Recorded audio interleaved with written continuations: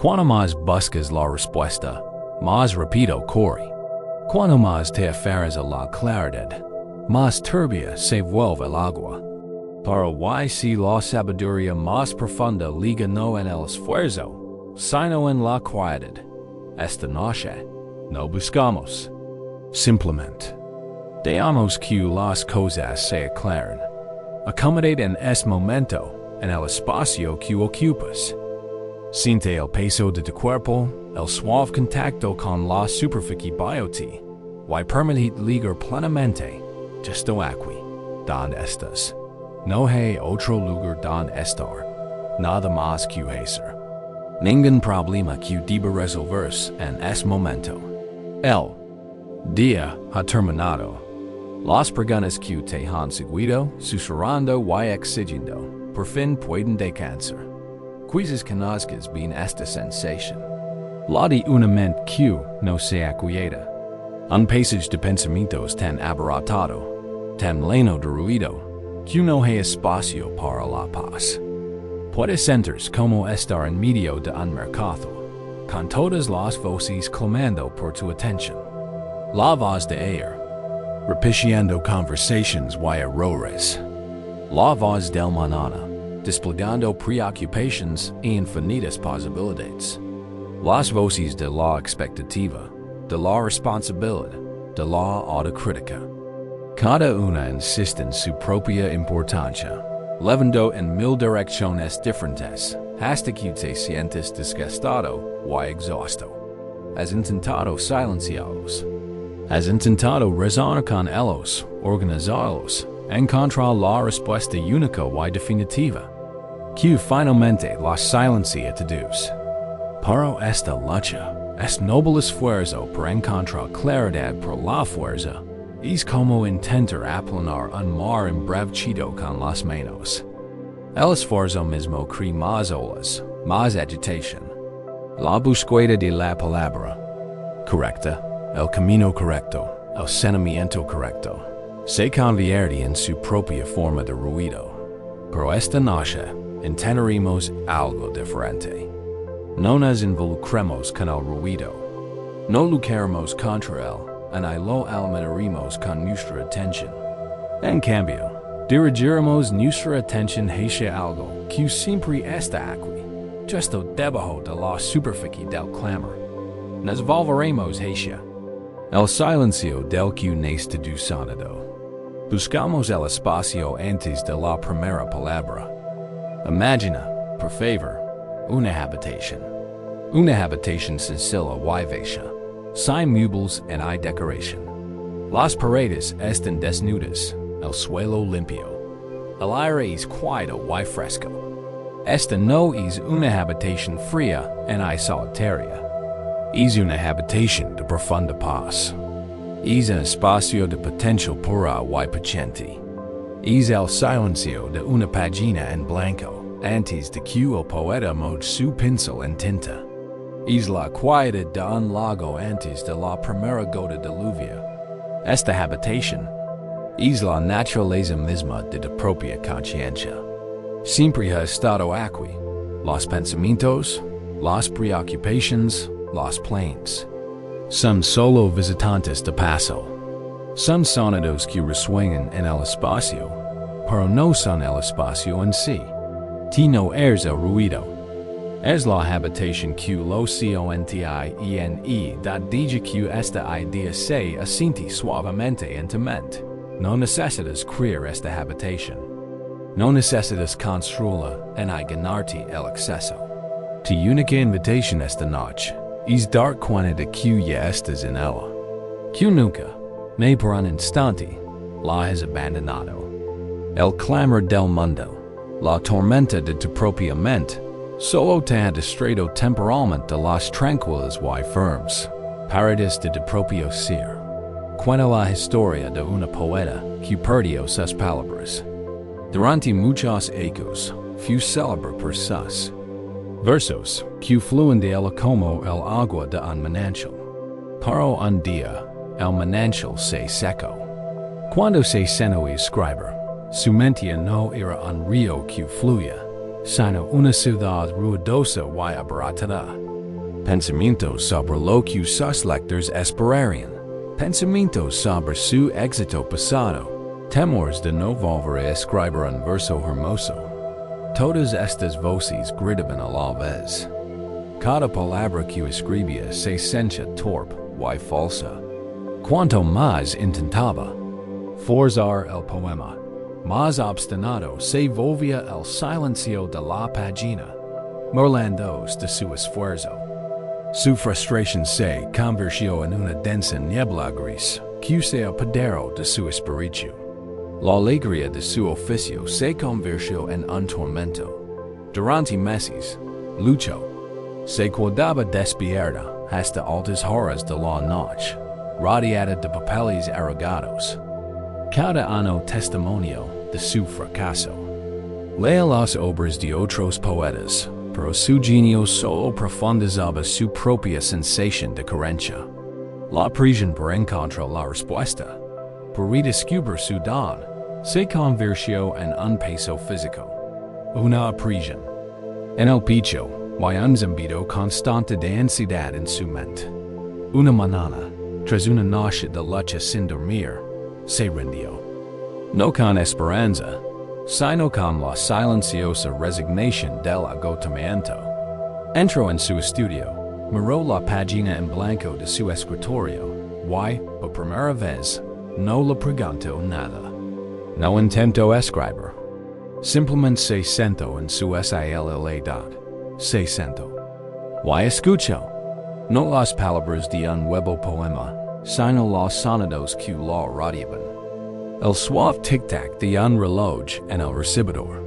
El canto distante de un pájaro fuera de su ventana. El suave susurro del viento entre las hojas de un árbol cercano. Al principio, el ruido en su cabeza seguía siendo fuerte. Las voces familiares del fracaso y el miedo seguían parlatiendo, pero no luchó contra ellas. Simplemente las dejó ser, otra capa de sonido en la habitación, tan importante como el tic-tac del reloj. Hizo de esto su nueva práctica. Todas las mañanas, entraba al estudio al amanecer, justo cuando el cielo cambiaba de índigo intenso a gris suave.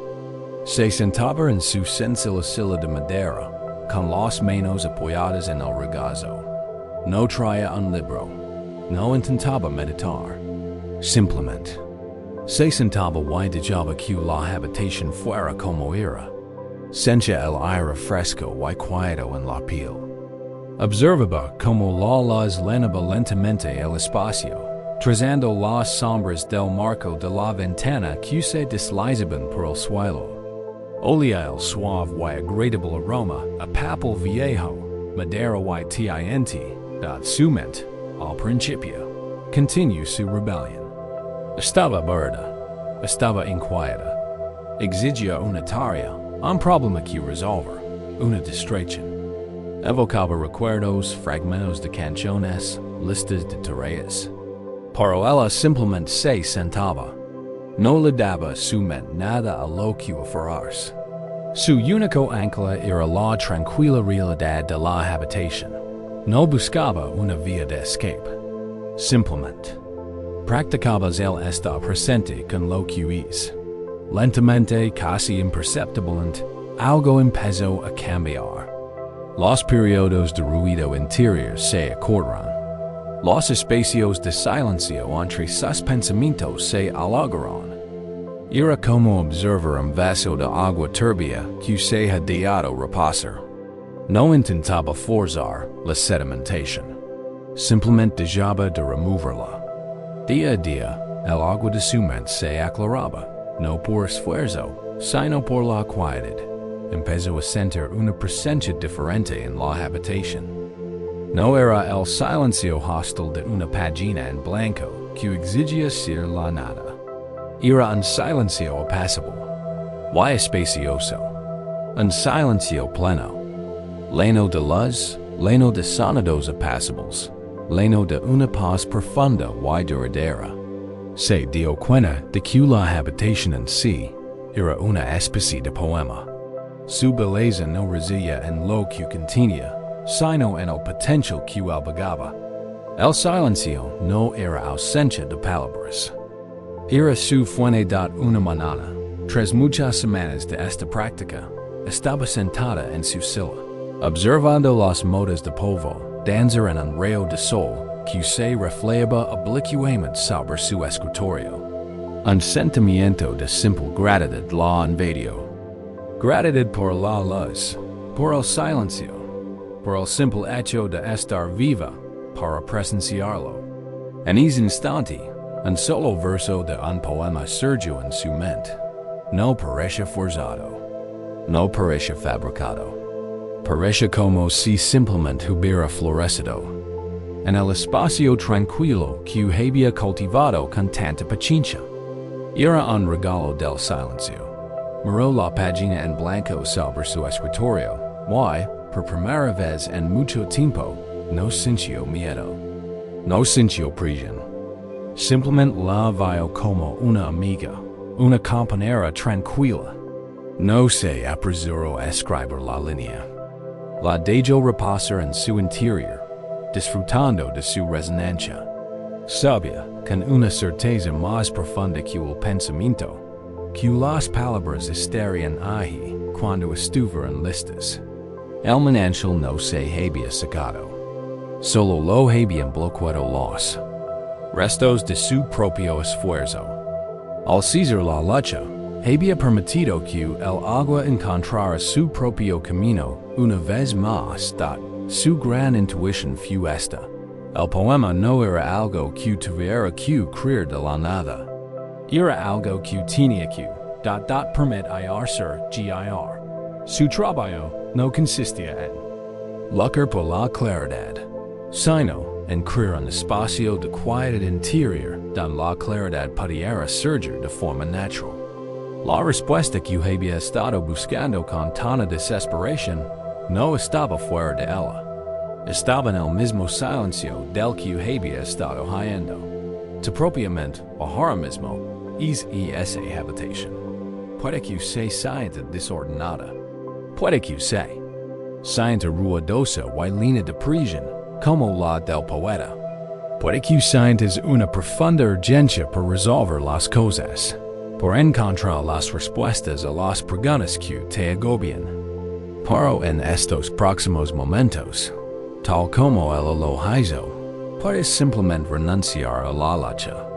No necesitas resolver nada esta noche. No necesitas escribir el siguiente capítulo de tu vida. Solo necesitas sentarte en silencio en el espacio de tu propia conciencia y dejar que la sociedad se asiente. Dirige tu atención a tu respiración. Siente el suave subir y bajar de tu pecho o abdomen.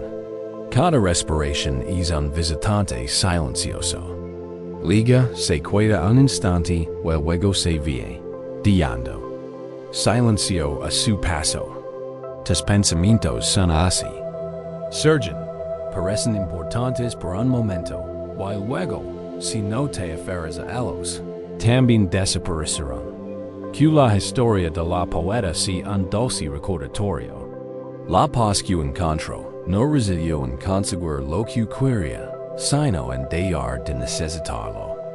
La claridad llegó cuando dejó de buscarla.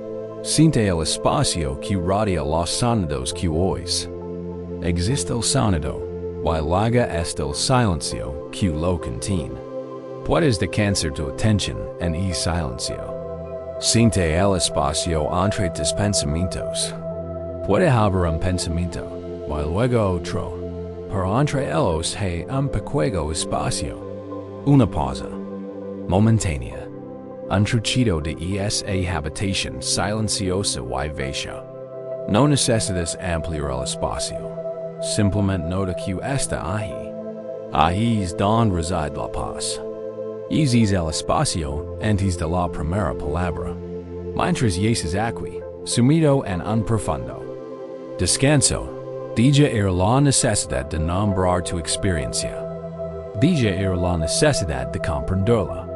Deja decir el poeta que debe escribir el poema, y simplemente convierte en la habitación con el poema podría surgir algún día. Un espacio de observación silenciosa. Un espacio de bienvenida incondicional. Todas las partes de ti que exigen respuestas, la preocupada, la triste, la impaciente, son bienvenidas aquí. Son como viajeros cansados que finalmente han llegado a casa, a un lugar tranquilo. Permite-les que se quiten sus pestes maladas. Permite-les que se sienten y guarden silencio un rato. Ti eres el anfitrión, la habitación espaciosa con espacio.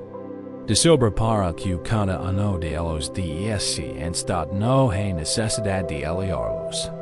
No hay necesidad de involucrarlos con sus historias. Simplemente percibe su presencia y permite-les existir. En este acto radical de permitir, de no resistir, encontráis el comienzo de la paz. Los nudos que levamos en la mente a menudo se aprietan por nuestra propia fuerza. Cuando soltamos, cuando aflojamos la prisión, el nudo mismo comienza a aflojarse. Descansa. Ahora, en esta habitación tranquila y espaciosa de decir, aquí estás seguro. Hay calma.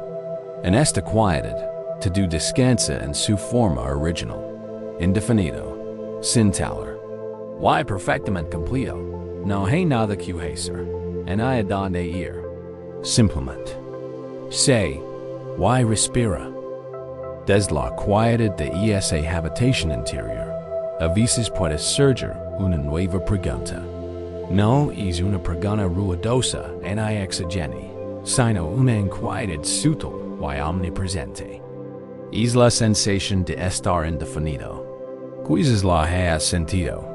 Una sensación de estar en el gran salón de su propia vida, viendo innumerables puertas y sin tener una idea de cuál debes abrir. El mundo pregunta, ¿qué eres? Why no tienes una respuesta sencilla? And no eres la escultura terminada. And no eres la cosa nombrada. Why eres no saber, puede regarse una profunda ansiedad. Después nos enseñan a buscar una definición. Aprendemos a decir un título, un rol, un propósito que pueda imprimirse con precisión en una tarjeta. Se nos anima a moldarnos, hasta lograr una forma reconocible, eliminar las partes que no encajan. Et pulir nuestras asperezas naturales hasta que seamos suaves y aceptables. Esta prisión puede ser inmensa. Proviene del mundo exterior, pero su voz más persistente suele ser la nuestra. Es el crítico interior que compara nuestro camino con el de otros, que insiste en que deberíamos haber avanzado más, que susurra que nos estamos cuidando atrás. Esta voz observa la materia prima, hermosa, de nuestra vida y solo ve lo que no es. Ve carencia. Ve un problema por resolver, pero hay una manera diferente de verlo. Existe una sabiduría profunda y ancestral que contempla este estado de ser sin forma y no ve carencia, sino poder. En las tradiciones del Zen y el Tao, esto se conoce como podría, que se traduce como el bloque sin talar. Piensa en un bloque de madera recién sacado del bosque. No tiene nombre, no tiene propósito. Es simple y lentamente el mismo. Conserva el aroma de la tierra y el recuerdo del viento en su vida. En su interior duerme un universo de posibilidades. Podría convertirse en el mástil de un gran barco, o en la pata de una simple mesa. Podrá talarse en el rostro de un dios o usarse para encender un fuego cálido. Podrá convertirse en mil cosas diferentes. Pero en su estado natural, lo es todo a la vez. Es puro potencial. Esto es el estado de simplicidad natural, de plenitud innata, que existe antes de que la mente ambiciosa y las exigencias del mundo comiencen su trabajo. Esta plenitud es tu propia naturaleza original.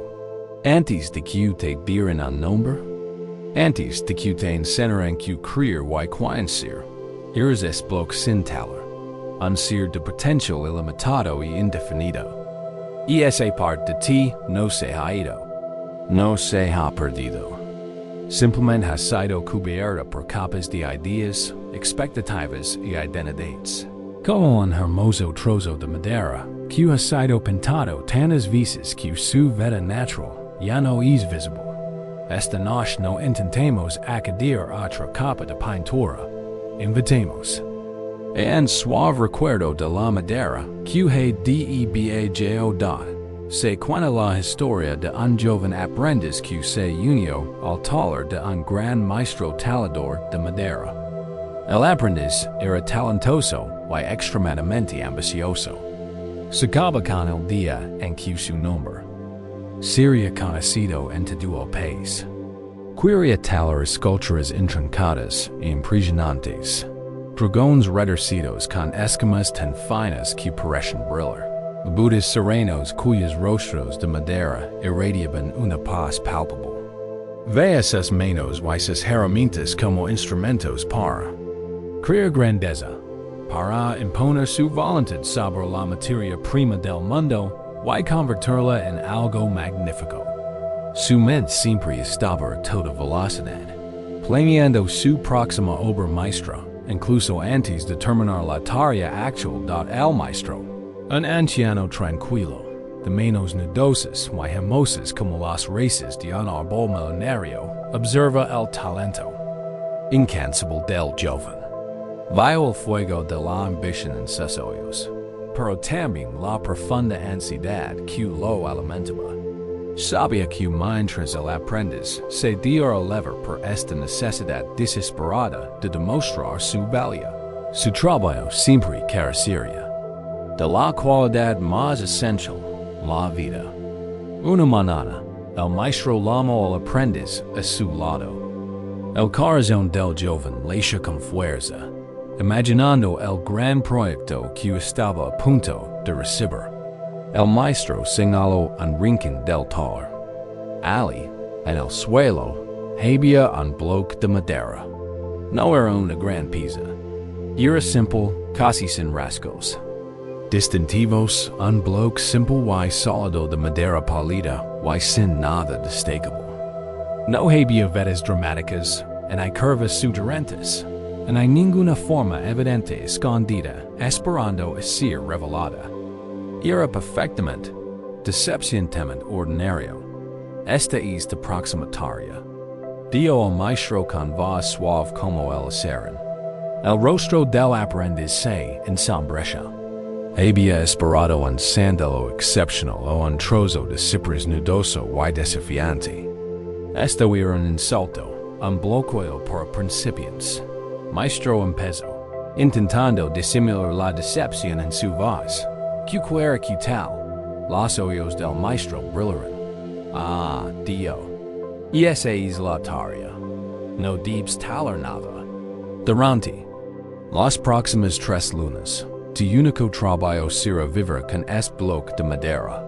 Lévalo contigo. Manténlo a tu lado cuando trabajes y cuando descanses. Que sea lo primero que ves por la mañana y lo último que ves por la noche. No pienses en lo que se convertirá. Simplemente cuide con él. El aprendiz estaba desconcertado y profundamente frustrado. Era un desperdicio de talento, un juego sin sentido. Pero su aprendizaje lo obligaba a obedecer. Y así comenzó su extraña tarea. Durante las primeras semanas, estuvo lleno de resentimiento. Miraba fijamente el bloque de madera, con la mente rebelándose, intentando desesperadamente proyectar una imagen en él. Veía la tenue silueta de la garra de un dragón, y sus dedos encibaban el cincel. Luego, la imagen se desvanecía y no veía más que madera. Se sentía tanto cargando el bloque por el taller, y su frustración lo volvía torpe en sus otras pequeñas tareas. Pero persistió. Mantuvo el bloque consigo como se le había indicado. Lo colocaba lleno a su estera por la noche. lo dijaba. A su lado mientras comía sus sensuales comidas. Lo lavaba al arroyo cuando iba a lavarse. Y sin tratar en la que centra su ambición. Un cambio gradual comenzó a producirse, no en la madera, sino en el propio, aprendizado, su mente inquieta, sin nada que conquistar, comenzó a aquitarse. Se detuvo, intentando ver algo en el bosque. Y simplemente comenzó a ver la madera misma. Empezó a notar cosas que su ambición la había cegado antes. Notó como la luz de la mañana hacía brillar su superficie con suave y cálido color miel. La recorrió tantas veces que se sabía. De memoria cada sutil inclinación y elevación. Descubrió un pequeño y intrincado nudo cerca de una esquina.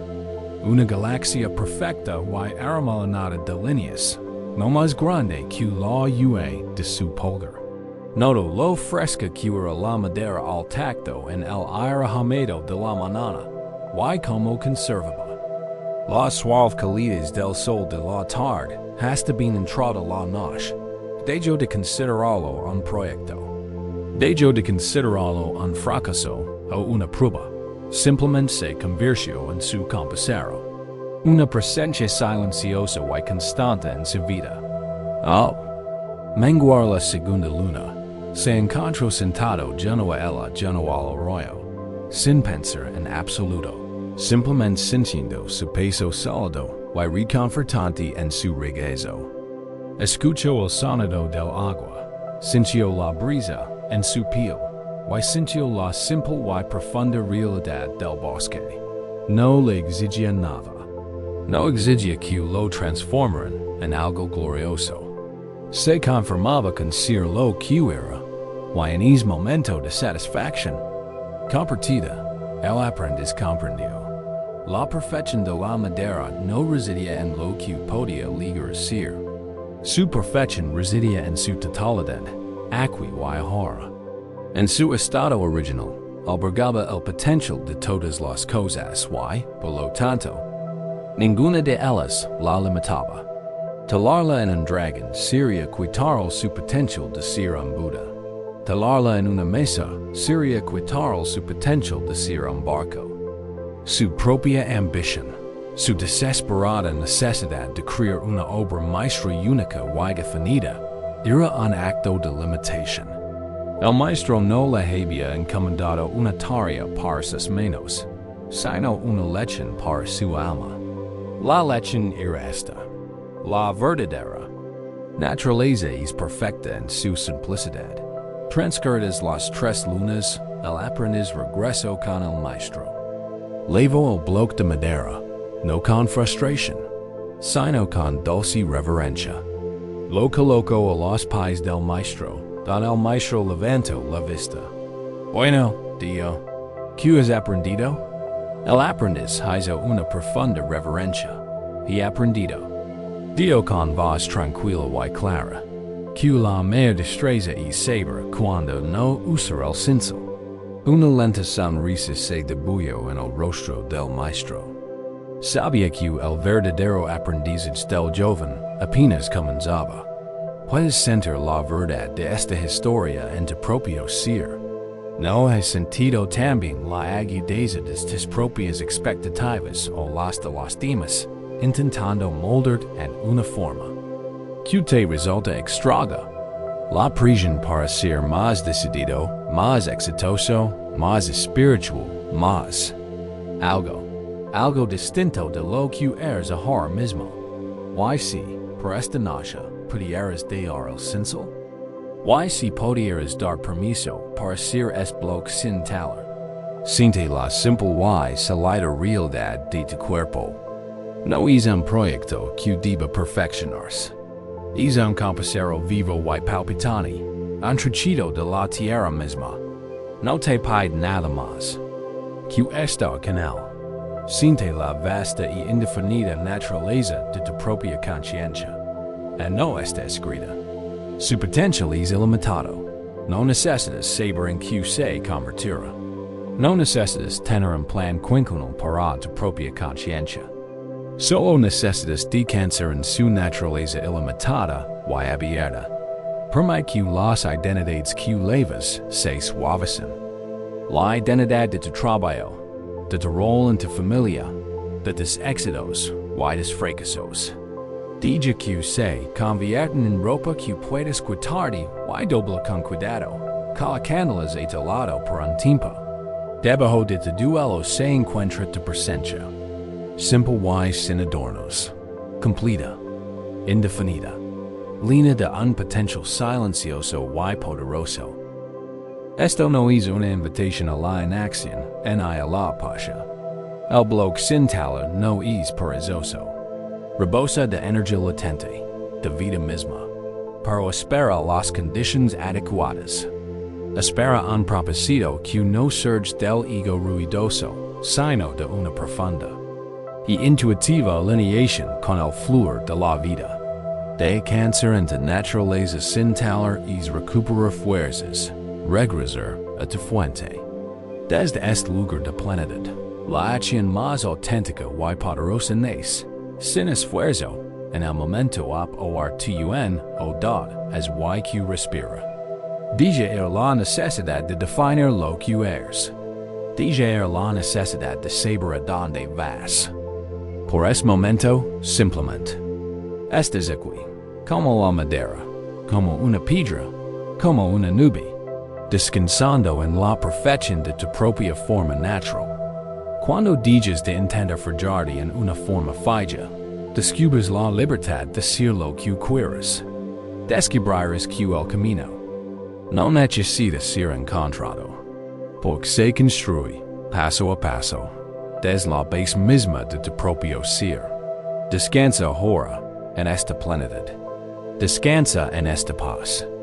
Descansando en la quietud y plenitud de tu propio ser, puedes empezar a sentir paz. La necesidad de ser una obra acabada, una escultura terminada, se desvanece. Para entonces, una nueva pregunta puede surgir suavemente del silencio. Es la cuestión del movimiento, la cuestión de la dirección. Si soy es bloque sin talar, entero y completo como soy, hacia don voy desde aquí? ¿Qué hago? Aquí es donde puede surgir un miedo sutil para profundo. El miedo a lo desconocido. Nos encontramos en el presente como al borde de un vasto bosque inexplorado. El futuro se extiende entre nosotros como una espesa niebla y nuestra mente, condicionada por la certeza, entra en pánico. Quiere en mapa. Quiere un camino claro y bien iluminado con señales y marcadores de distancia. Quiere una garantia de que, si damos un paso determinado, llegaremos al destino. Esta parte de nuestra mente se convierte en un cartógrafo frenético. Trabaja incansablemente, día y noche, intentando dibujar un mapa del mañana, del año que viene, del resto de nuestras vidas. Utiliza los retazos de experiencias pasadas y la ansiedad por las posibilidades futuras para trazar una ruta. Nos dice, si haces esto, sucederá aquello. Evita es camino, porque conduce al fracaso. Corre por este sendero, porque es el único camino a la felicidad. Este cartógrafo interior trabaja desde el miedo. Cree que la incertidumbre es un vacío peligroso, y que no tener un plan es estar perdido. La tensión de este napeo constante es inmensa. Es la fuente de gran parte de nuestra tensión oculta. La interminable evaluación de opciones, el miedo a equivocarnos, la presión de comprenderlo todo antes de dar un solo paso. Vivimos en el futuro imaginario de nuestros mapas y nos perdemos. La realidad del suelo bajo nuestros pies, pero la sabiduría del Zen ofrece una alternativa radical. Nos quita con delicadeza el mapa de las manos, lo enrola y nos invita a mirar el mundo con nuevos ojos. La enseñanza es esta. El camino no se encuentra. El camino se construye con los propios pies.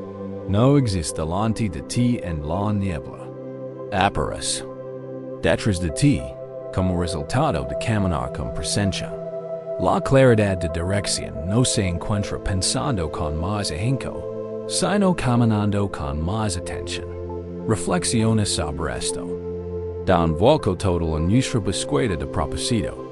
El objetivo no es encontrar el camino correcto. El objetivo es recordar paso presente, con tanta conciencia que te conviertes en el camino. misamo.cuenta, la historia de un viajero que se perdi por completo. Viajaba por una vasta llanura. Un mar de hierba que se extendía hasta el horizonte, bajo un cielo vasto y vacío. Había estado siguiendo un rastro tenue, pero un aguacero repentino lo borró, dejándolo varado en el mundo. Sin referenc, a esta, su primera reacción fue el pánico. Una fría oleada de miedo lo invadió. El corazón le martillaba las costillas, y su respiración se volvió entrecortada y superficial. Giró en redondo, buscando una silueta familiar, un árbol leano, una hendidura en las colinas. Pero no, había nada. Solo la hierba interminable mechándose al viento, mil millones de brisnas idénticas. Todas las direcciones parecen exactamente iguales. Su mente, la del cartógrafo frenético, empezó a gritar: "Estás perdido. Te equivocaste. De camino. Vagares por aquí para siempre." Echo a corrió primero en una dirección, escudriñando el horizonte con desesperación. Luego, convencido de su error, giró y corrió en otra. Huyó del miedo, de la aterradora inmensidad del espacio. Su frenético movimiento era una plegaria por una señal, por cualquier tipo de certeza. Gritó al viento, y el viento simplemente se elevó su voz. Durante horas luchó, atrapado en un ciclo de pánico y desesperación. Corrió hasta que le ardieron los pulmones y le dolieron las piernas, pero no se acercaba a su destino. Solo estaba más perdido, más exhausto, más desesperanzado. Finalmente, su cuerpo no pudo más. Tropezó y cayó de rodillas en la tierra blanda, mientras la hierba alta lo envolvía. Y allí se rindió. No fue una rendición estratégica. Fue un colapso total de su voluntad de controlar la situación. No tenía más planes, ni más ideas, ni más fuerzas para luchar. Simplemente se arrodilló en la gran llanura silenciosa, y dejó que la sensación de estar perdido lo invadiera por completo. El miedo seguía allí, pero estaba demasiado cansado para llorar. Simplemente lo dejó estar. Permaneció allí un buen rato, recuperando lentamente la respiración. Escuchó el susurro del viento en la hierba. Sintió la calidez del sol de la tarde en la nuca. Observa un halcón solitario volando en círculos en el vacío azul del cielo. En su rendición, su mundo, que se había encajado al tamago de su propio pánico, comenzó a abrirse de nuevo. Sus sentidos, embotados por sus pensamientos frenéticos, cobran vida. Después de un tiempo, una nueva sensación surgió. ¿No era un plan? Era solo un simple y silencioso impulso de levantarse. Se puso de pie, no con la energía frenética de antes, sino con una calma lenta y deliberada. Miró a su alrededor, y no había camino. Pero esta vez, no le incitó el pánico. Era simplemente un hecho. Decidió que caminaría, no para conseguir cualquier lugar en particular, solo para caminar, y decidió hacerlo de otra manera. En lugar de dejar que sus ojos adorados escudriñaran el horizonte imposiblemente lejano, vio la vista. A los pocos metros de tierra justo frente a él, dio un solo paso. Sintió como la tierra cedía y lo sostenía. Sintió la textura de la hierba y la tierra a través de las finas suelas de sus sandalias. Dio otro paso. Esta vez, prestó atención al viento. Notó que soplaba con fuerza de su izquierda. Decidió mantenerlo. Empezó a caminar en línea recta, guiado únicamente por la sensación de la tierra bajo sus pies y la presión constante del viento. En su media a la edad, su mente estaba en calma. El frenético cartógrafo finalmente había enmudecido. No había mapa. Solo existía este paso. Y ahora es otro. Y ahora es otro. Su caminata se convirtió en una meditación. Observa los sutiles colores de las flores silvestres ocultas entre la hierba. Vio la intrincada arquitectura de una telaraña, reluciente de oro cielo. Su mundo ya no era la aterradora llanura vieja. Se había convertido en este espacio rico, vibrante y íntimo. Este círculo de conciencia en movimiento que viajaba con él. Camino hacia hasta que el sol empezó a ocultarse en el horizonte, pintando el cielo con pinceladas naranjas y violetas. Se detuvo y, por primera vez en horas, miró hacia atrás, en la dirección de donde había venido. Y lo vio, extendiéndose tras él. Hasta la curva de la tierra, se extendía una línea tenue pero inconfundible. Un sendero oscuro y delgado donde sus pasos se habían curvado y separado la hierba alta.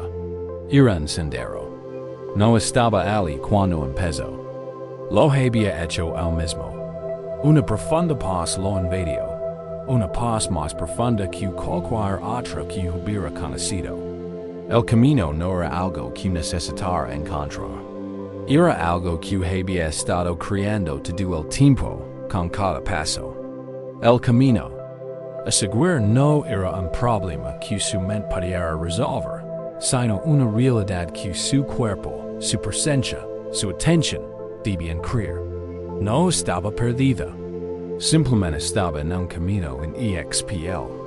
Ahora dudot su miedo a lo desconocido se desvaneció, reemplazado por una tranquila confianza. No necesitaba ver el destino. Solo necesitaba dar el siguiente paso con cautela. En el mundo, quizá hayas visto senderos como el que trazó el viajero. A veces se les llama caminos del deseo. Son los pequeños senderos de tierra que atraviesan un rincón verde de un parque, talados en la tierra por los pies de muchas personas que intuitivamente han elegido la ruta más directa o suave, ignorando el camino pavimentado oficial. Estos senderos no son obra de un planificador con un gran diseño. Nacen de la sabiduría colectiva y encarnada. Son la memoria de la presencia de la tierra. Tu verdadero camino en la vida es el camino del deseo. No es el camino pavimentado de lo que debería hacerlo. Es el tenue rostro que se va creando con tus propios pasos más profundos y intuitivos así que siente. Ahora, al frenético cartógrafo que llevas dentro. Y esa parte que insiste en saber que pasar después. Puedes agradecerlo por intento prodigar, y luego pedirlo con dulzura que descanse. Solo por esta noche. No necesitas sus mapas. Leva tu atención a tu cuerpo, descansando aquí. Siente el movimiento suave y rítmico de tu respiración. Cada respiración es un paso. La inspiración liga. La exhalación sale. Es el movimiento. Más simple y fundamental de tu vida. Y sucede por sí solo. No necesitas planificar tu próxima respiración. Puedes confiar en que ligará. Esta es la práctica. Confiar en el siguiente paso tanto como en tu próxima respiración. Soltar la necesidad de ver todo el camino ante ti, y descubrir el universo entero en un solo paso consciente de la claridad que buscas no está en el futuro, no te espera en un destino lejano. Está aquí mismo, está en la calidad de atención que le dedicas a este preciso momento. Cuando tu mente está nublada por el polvo de la planificación frenética y la preocupación, no puedes sentir la sutil atracción de tu propio camino de deseos. No puedes discernir qué camino te humillará, así que el primer paso siempre es detenerse, aquietarse, dejar que el polvo de tu agitación interior comience a asentarse. Cuando dejes de dar vueltas en círculos intentando encontrar el camino, crees la quietud necesaria para que el paisaje interior sea claro. Permites que la energía frenética se disipe, revelando el terreno en el que ya te encuentras. Desde esa quietud, el siguiente paso correcto a menudo se convierte en silencio. Simplemente pararse al borde de la propia vida sin un mapa es conocer la verdadera apertura. Pero esta apertura puede resultar aterradora cuando el paisaje interior se oscurece. Cuando dejamos de correr en círculos frenéticos buscando un camino, nos cuidamos con la cualidad de nuestra propia mente. Y a menudo, lo que encontramos allí es una especie de clima. Una niebla de confusión, una neblina de indecisión. Se siente como si una fina capa de polvo se hubiera posado sobre todo, haciendo que los colores sean menos vibrantes y las formas menos nítidas. Este es el estado de una mente agitada por el exceso de pensamiento. Cada pensamiento, cada preocupación, cada intento de analizar tu situación levanta más polvo, espesando la nube. Intentas pensar para encontrar claridad, pero el pensamiento mismo es la fuente de la confusión. Es una profunda paradoja. La misma herramienta que usas para encontrar una solución es la que crea el problema. Intentas ver a través de una ventana que estás manchando con tu propia mano. El agotamiento de este esfuerzo es profundo. Es el cansancio de una mente que ha estado dando vueltas sobre sí misma, dando vueltas a los mismos pensamientos una y otra vez, esperando un resultado diferente. Imagina que tu mente es un pozo profundo en el centro de ser. Este pozo es tu fuente. Contiene el agua fresca y cristalina de tu sabiduría innata, tu intuición, tu conocimiento más profundo. Esta agua siempre ha estado ahí. Es pura, vivificante y perfectamente cristalina. Es la claridad que anhelas, pero en el fondo de este pozo, como en cualquier pozo antiguo, es una fina capa de limo. Este limo es el residuo de tu vida. Es la colección de experiencias pasadas, viejas creencias, miedos aprendidos y emociones no digeridas. En su estado natural, reposa pacíficamente. En el fondo, inofensivo. El agua que lo cubre permanece pristina. Pero cuando estamos ansiosos, cuando ansiamos una respuesta, vamos al pozo y sumergimos el cubo frenéticamente. Honemos nuestra preocupación y nuestra urgencia en las profundidades. Esta acción remueve violentamente el seno, haciéndolo armolinarse en el agua. Todo el pozo se vuelve un revoltillo turbio y turbio.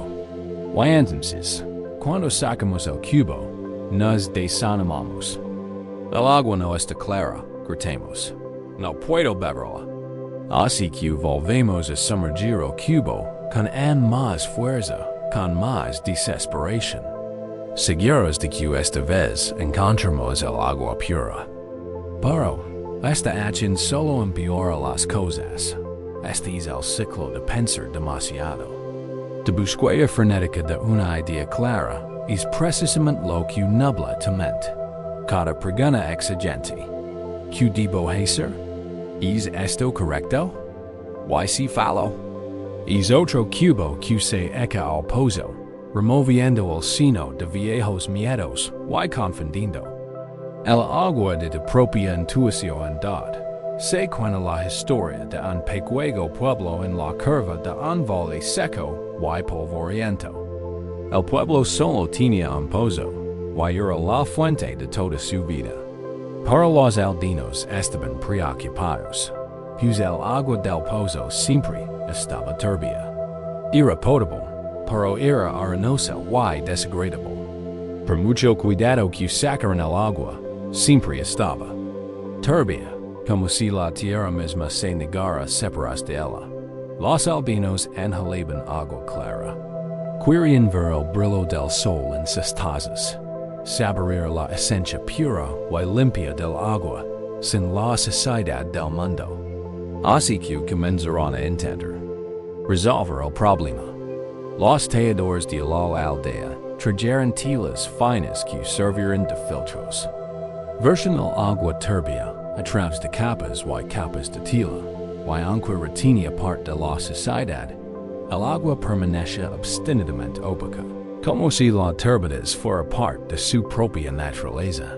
Los artesanos y ingenieros de la aldea construyeron, entonces, dispositivos elaborados. Construyeron sistemas con carbón y arena, completos filtros que introducen en el pozo. Pasaban los días haciendo ajustes, convencidos de que con la tecnología adecuada podrían purificar el agua. Pero cuanto más perturbaban el pozo con sus artilugios, más se removía el sedimento y más turbia se volvía el agua. Su ingenio solo agravó el problema. Otros probaron un enfoque diferente. Sacaban agua de un cubo y la dejaban reposar durante horas, esperando que el sino se asentara en él. Y así fue un poco. Pero eran gente impaciente, sedienta de respuestas, y el proceso era demasiado lento. Un sentimiento de resignación y frustración se apoderó del pueblo. Empezaron a creer que estaban destinados a beber agua turbia para siempre. Un día, un monje viajero llegó al pueblo. Era una anciana de rostro pasible y ojos que parecían ver las cosas tal como eran. Se sentó bajo un árbol en la plaza del pueblo y observa a la gente dedicarse a sus quehaceres. Los vio al pozo con una sensación de cansancio y deber. Vio sus elaborados filtros y sus esfuerzos frustrados. Los vio sacudir la cabeza ante sus cubos turbios. Vio su sed colectiva de una claridad que no podían encontrar. Tras varios días de observación silenciosa, los ancianos del pueblo se acercaron. A él le explicaron su difícil situación, su interminable lucha con el pozo. Es un hombre sabio, dijeron.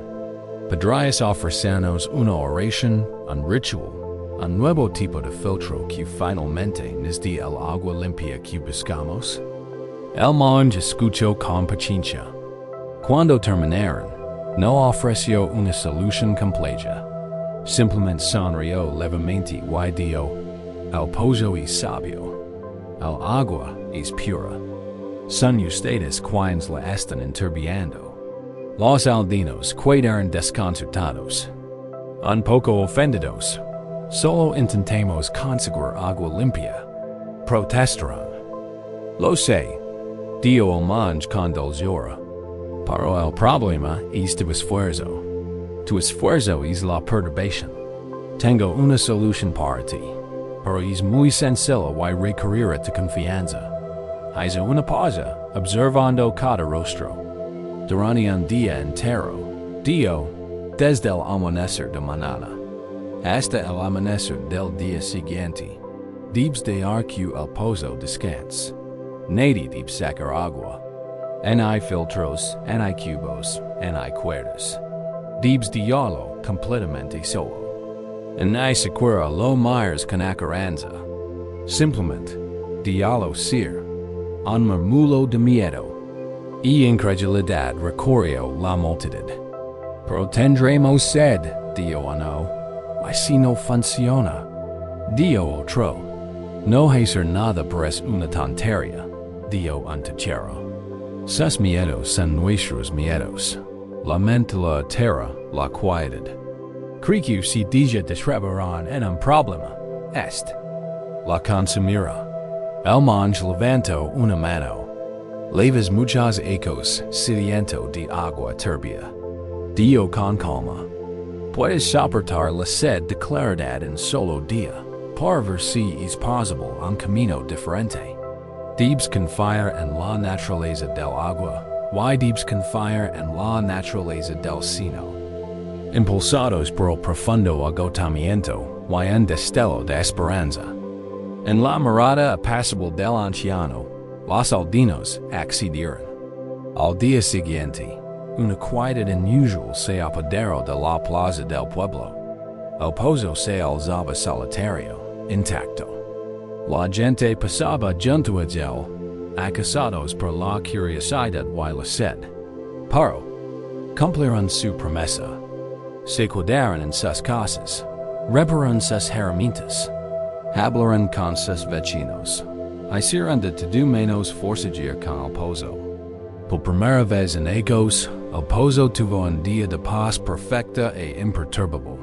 A la mañana siguiente, justo cuando la pálida luz del amanecer rezaba el borde del valle, todo el pueblo se reunió. Caminaron hacia el pozo, con el corazón lleno de una mezcla de esperanza y escepticismo. Los ancianos fueron los primeros, asomándose a las profundidades por encima del borde de piedra. Una exclamación colectiva recorrió a la multitud. Era un milagro. El agua era cristalina, tan pura que parecía invisible. Una ventana perfecta al fondo del pozo. Podían ver cada guiaro, cada piedra lisa y colorida que cubría el suelo. El limo no había desaparecido. Todo estaba allí, pero yacha en un manto suave y apacible en el fondo, en completo reposo. La claridad que tanto habían luchado por crear, había estado allí todo el tiempo, esperando pacientemente a que dejaran de luchar. El agua se había aclarado sola, una vez que se le permitió estar quiet restamente, este pozo. Tus pensamientos son asino. Y tus frenéticos esfuerzos por encontrar claridad son los cubos que manchanan el agua turbia. La invitación para ti, esta noche, es la misma que la del monje a los aldeanos. Puedes simplemente detenerte. Puedes declarar un día de descanso para el pozo de tu mente. No necesitas deshacer de tus pensamientos. No necesitas vencerlos ni resolverlos.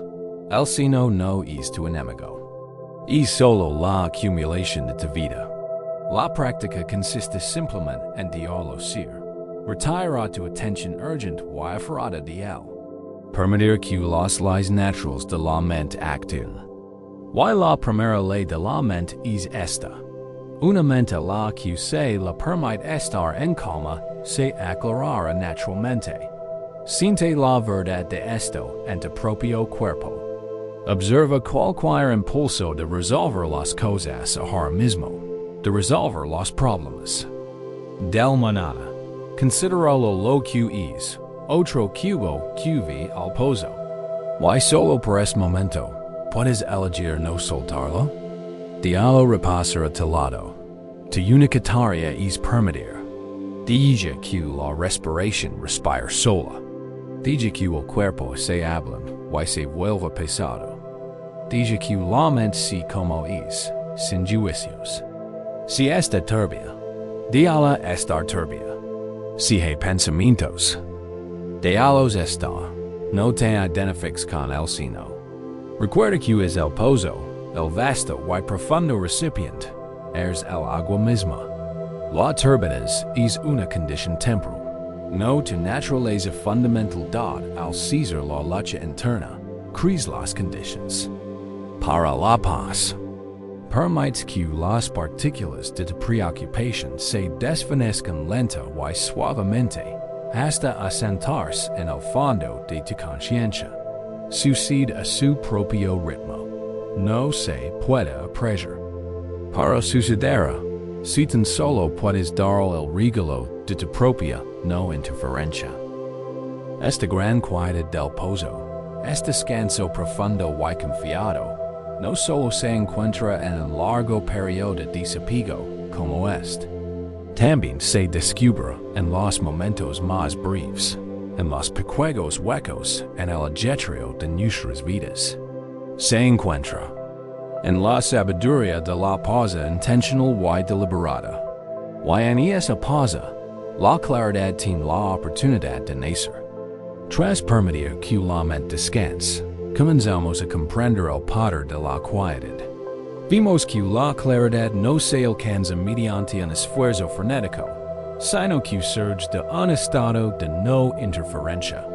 Esta quietud profunda y restauradora puede parecer un don excepcional, algo reservado para un largo retiro o las horas más tranquilas de la noche.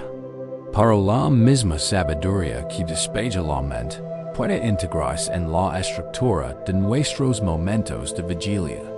Se encuentra en el arte de la pausa. Vivimos en un mundo que venera la velocidad, un mundo que susurra y a menudo grita que ser lento es quedarse atrás. Esto crea en nosotros una profunda y generalizada sensación de urgencia. Es la sensación de que todo problema debe resolverse y toda pregunta debe tener una respuesta inmediata. Todo mensaje debe tener una respuesta instantánea. Esta urgencia es un fuego en la mente, alimentado por la adrenalina y la ansiedad. Mantiene nuestro sistema nervioso en un estado constante de alerta máxima, una especie de lucha o huida de baja intensidad que poco a poco va minando nuestra paz. En este estado de prisa, no hay espacio para la sabiduría. La sabiduría es silenciosa, y lenta. No crece en el suelo duro y compactado de una mente acelerada. Necesita un terreno blando, abierto y aerado. Necesita espacio. La pausa es la práctica de crear ese espacio. Es el acto consciente y deliberado de crear una brecha entre la demanda del mundo y tu respuesta.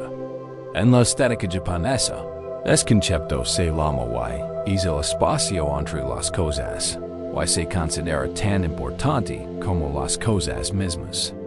Es el silencio. Entre las notas musicales, lo que da a la melodía su ritmo y sentimiento. Es el espacio sin pintar en un pergamino, lo que da a la imagen pintada su fuerza y EQ, el ivor, ion, o es vacío. Es un vacío pleno. Es un espacio de potencial, de libertad. Y es el antídoto contra el veneno de la urgencia.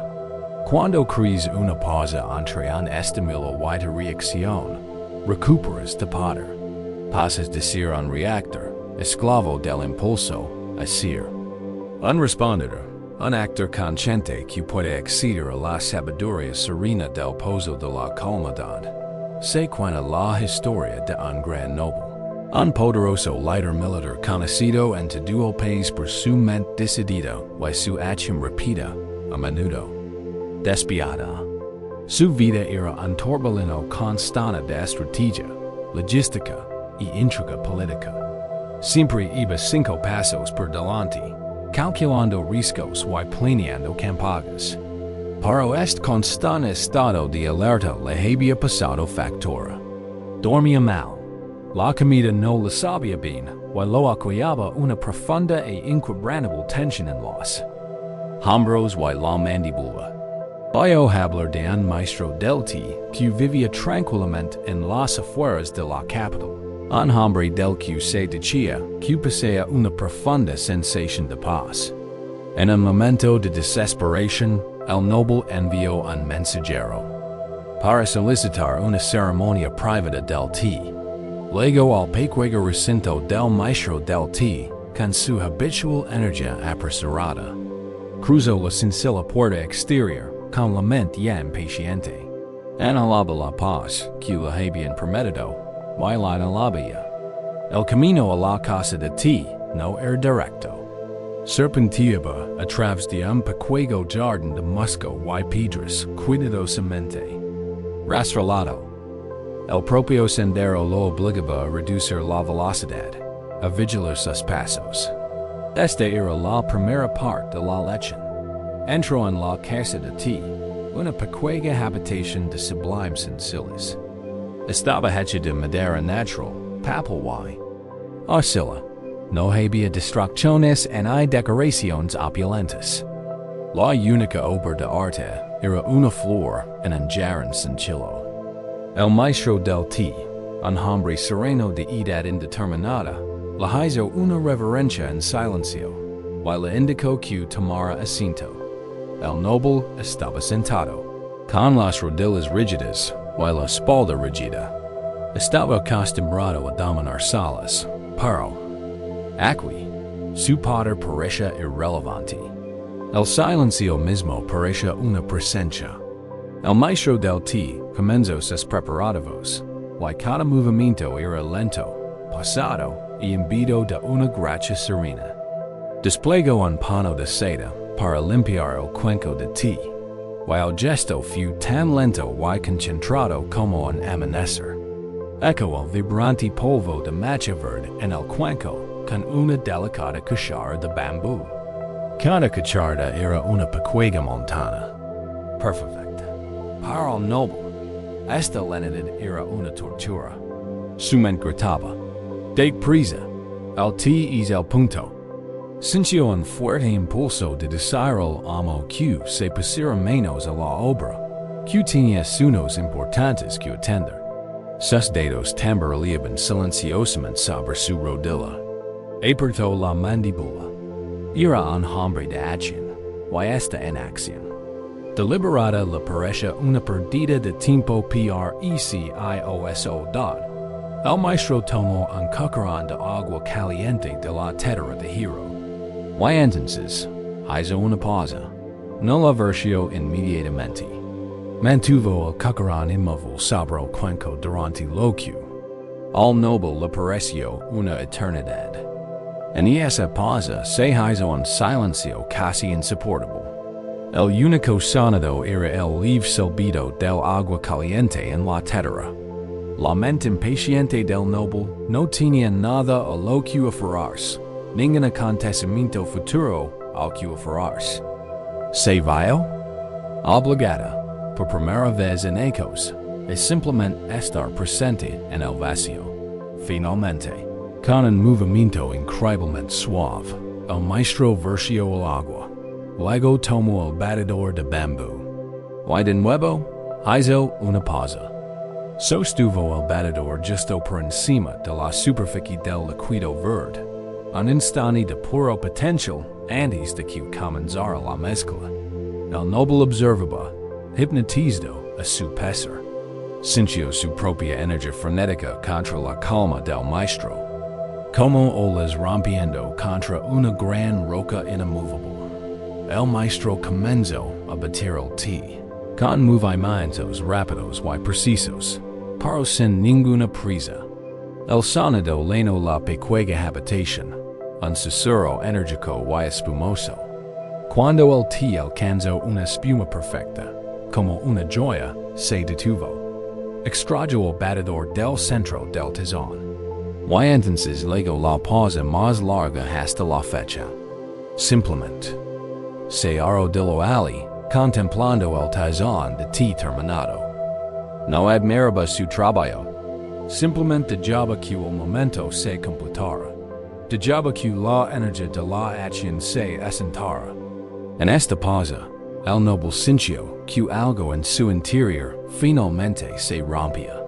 El gran muro de su urgencia, al no encontrar resistencia, simplemente se desmoronó. Cayó de hombros. Afloyó la mandíbula. El aliento, que no se había dado cuenta de que estaba conteniendo, se le escapó en un largo y silencioso suspiro. Cuando el maestro finalmente levantó el cuenco, y se lo ofreció, el noble lo tomó con manos sorprendentes firmes. Levantó el cuenco y bebió. El té estaba tibio, terroso y ligeramente dulce. Era lo más delicioso que jamás había probado. Pero sabía, con una certeza que resonaba entre su ser, que la magia no estaba en el té. La medicina había estado en las pausas. El maestro del té no le había dado de beber. Le había dado un espacio. Había ralentizado el tiempo mismo y permitido que la mente adormentada del noble finalmente se conectara con el momento presente. Dot el noble salió de la casa de té, convertido en un hombre diferente. El mundo exterior no había cambiado. Sus problemas y responsabilidades en lo esperaban. Pero su relación con ellos había cambiado radicalmente. Había aprendido que existe un espacio entre los acontecimientos del mundo y su respuesta a ellos. Y en ese espacio residen la paz, la sabiduría y la libertad. ¿Puedes sentir el eco de la prisa de es noble dentro de ti?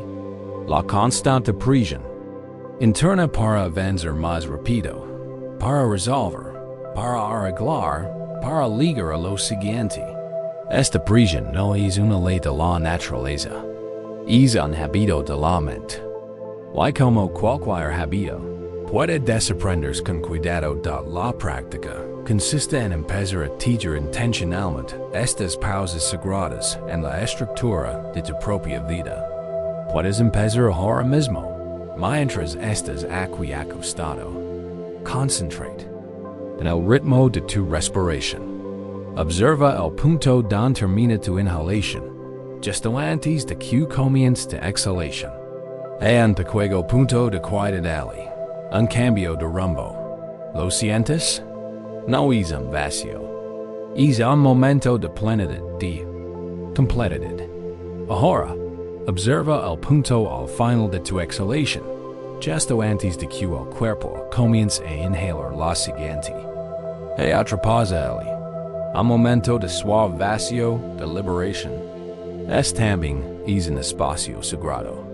Estas pausas son tus propias casas de té privadas. Siempre están disponibles. Puedes refugiarte en ellas en medio de una conversación difícil.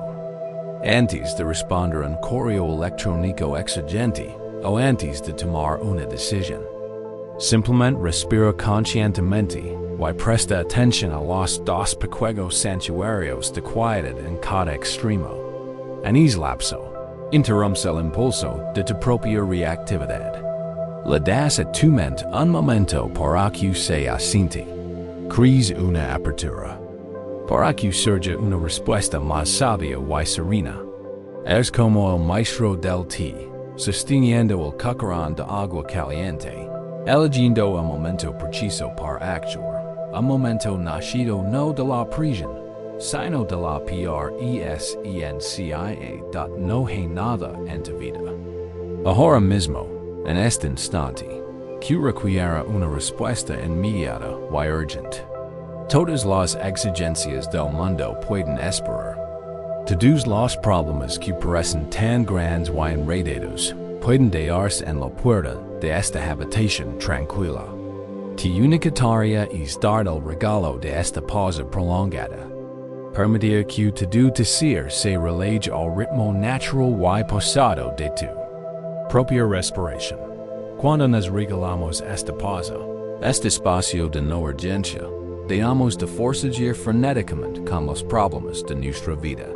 Creamos la quietud necesaria para mirarlos con nuevos ojos. Nos permitimos ver el complejo nudo de nuestras dificultades, no como una masa única y aterradora que debe ser destrozada, sino como una serie de hilos intrincados que podemos comprender con delicadeza y paciencia. Y quizás incluso aflojar. En la amplitud de la pausa, en la quietud mental que se permite descansar, podemos empezar a ver nuestras dificultades con nuevos ojos. Los problemas que antes parecen bestias enormes y monstruosas, ahora se presentan más como lo que son, complejos, quizzes, pero no insuperables. A menudo, la sensación que surge al observar un problema persistente, una relación difícil, una elección profesional confusa, un hábito arraigado, es la de estar enredados. Es la sensación de estar atrapados en un nudo mental. O emocional tiene una cualidad particular. Se siente denso, atascado y desesperanzado complicado. Cuando intentemos resolverlo, sigamos una línea de pensamiento, y solo nos lleva de nuevo a la misma marana. Tiramos de un hilo emocional, y parece que solo hay prida otra parte del problema. Nuestro instinto natural, humano, ante un nudo es tirar. Creemos que con suficiente fuerza de voluntad, podemos deshacerlo. Apretamos la mandíbula. Reducimos nuestro enfoque y atacamos el problema. Pero esto es una profunda incomprensión de la naturaleza de los nudos. Un nudo está hecho de uno o varios hilos de energía y pensamiento que se han enredado. Tus tirones de frustración, tu fuerza desesperada. Esta energía no desenreda el nudo. Lo aprieta. La resistencia que opone al problema se convierte en parte del problema mismo. Compacta los hilos, elimina cualquier espacio para el movimiento y convierte en rompecabezas, solucionable en una piedra dura y densa de imposibilidad. Cuanto más luchas contra él, más atascado te quedas. Y cuanto más atascado te quedas, más pánico y luchas. Es un ciclo que solo conduce al agotamiento y la desesperación. La sabiduría del Zen ofrece un camino suave, paciente y radicalmente diferente. Nos enseña a relajar las manos. Nos pide que dejemos de tirar. El primer paso para desterrar un nudo no es atacarlo, sino cesar toda agresión hacia él. Es aportar suavidad, permitiendo la conciencia del nudo mismo. Es convertirse en un estudioso del nudo, para conocer su forma y tensión únicas, no con el objetivo de una conquista inmediata, sino con un espíritu de comprensión e amabilidad. Se cuenta la historia de una tejedora, reconocida por la belleza y complejidad de su trabajo. 3 décadas en el telar, sus manos se movían con una gracia intuitiva y fluida. Trabajaba con los hilos más finos de seda y lana, y su taller se llenaba de carretas de color como la paleta de un painter. Su proceso era una meditación, un fluir suave y constante del hilo a la tela, del caos al orden una tarde, cogió una medalla de seda particularmente preciosa. Era del color de un cielo crepuscular profundo, un hilo que guardaba para el corazón de su última creación. Al desenrolar un trozo, sus manos se detuvieron. En medio del hilo había un nudo. No era un simple nudo corredizo. Era una marana, densa y caótica, una catástrofe de bucles y voltas que, de alguna manera, se había formado en la cestad. La primera sensación de la tejedora fue un arrebato de frustración. Un sonido de fastidio escapó de sus labios. Este hermoso y caro hilo se había arruinado. Su ritmo se había roto. Su mente calculó de inmediato el tiempo perdido, el material desperdiciado.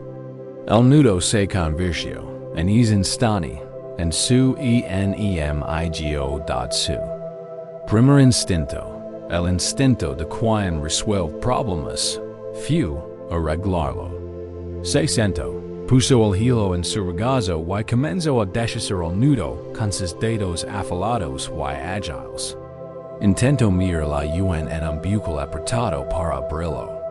Agarró un extremo del hilo y tiró, con la esperanza de desenredarlo. Retorció y giró el nudo, ses movimientos cada vez más agitados. Pero el delicado hilo de seda parece tener voluntad propia. Con cada tirón, el nudo se aprieta más. Los hilos, que necesitan espacio para moverse, ahora estaban compactados unos contra otros. La suave seda se estaba convirtiendo en una gota dura y inflexible de frustración. La respiración de la tejedora se volvió superficial. Sus hombros se tensarán. El nudo, que había comenzado como un simple problema, ahora era una fuente de auténtico sufrimiento. Estaba atrapada en el círculo vicioso de la lucha. Cuanto más se esforzaba, peor se ponía. Y cuanto peor se ponía, más se esforzaba. Estuvo a punto de tomar sus tierras más afiladas para cortar el nudo, un acto de rendición violenta que sacrificaría la integridad de todo el hilo. Pero justo cuando pensaba esto, el recuerdo de una lección de su propia maestra afloró en su mente. La anciana le había dicho una vez: algunos problemas no se resuelven con la herramienta más afilada, sino con las manos más suaves. Lo que la resistencia aprieta, la amplitud puede fluir. La tejedora se detuvo. Apartó las manos del nudo, como si fuera un carbón encendido. Cerró los ojos y respiró hondo y despacio, sintiendo el aire hasta el vientre. Al exhalar, liberó conscientemente la tensión de la mandíbula, los hombros y las manos. Abrió los ojos y volvió a mirar el nudo, pero esta vez con otros ojos. No vio un enemigo. No vio un error en fracaso. Vio, simplemente, un nudo. Algo que observar. Lo recogió con delicadeza, con un nuevo respeto, y lo colocó en la palma de su mano. Se lo acercó a la cara y simplemente observa. No buscó una solución. Simplemente observa la realidad del enredo. Con una mirada suave y curiosa, comenzó a notar sus cualidades. Vio como un hilo de azul intenso desaparecía en la masa, solo para reaparecer como un destello violeta al otro lado. Vio como otro hilo formaba un perfecto y diminuto hacho dentro del caos mayor. Lo giró lentamente, como un científico examinaría una joya rara, aprovechando su complejidad sin juzgar. Su mente no estaba en conflicto. Estaba en un estado de investigación. Silenciosa, abierta y amable.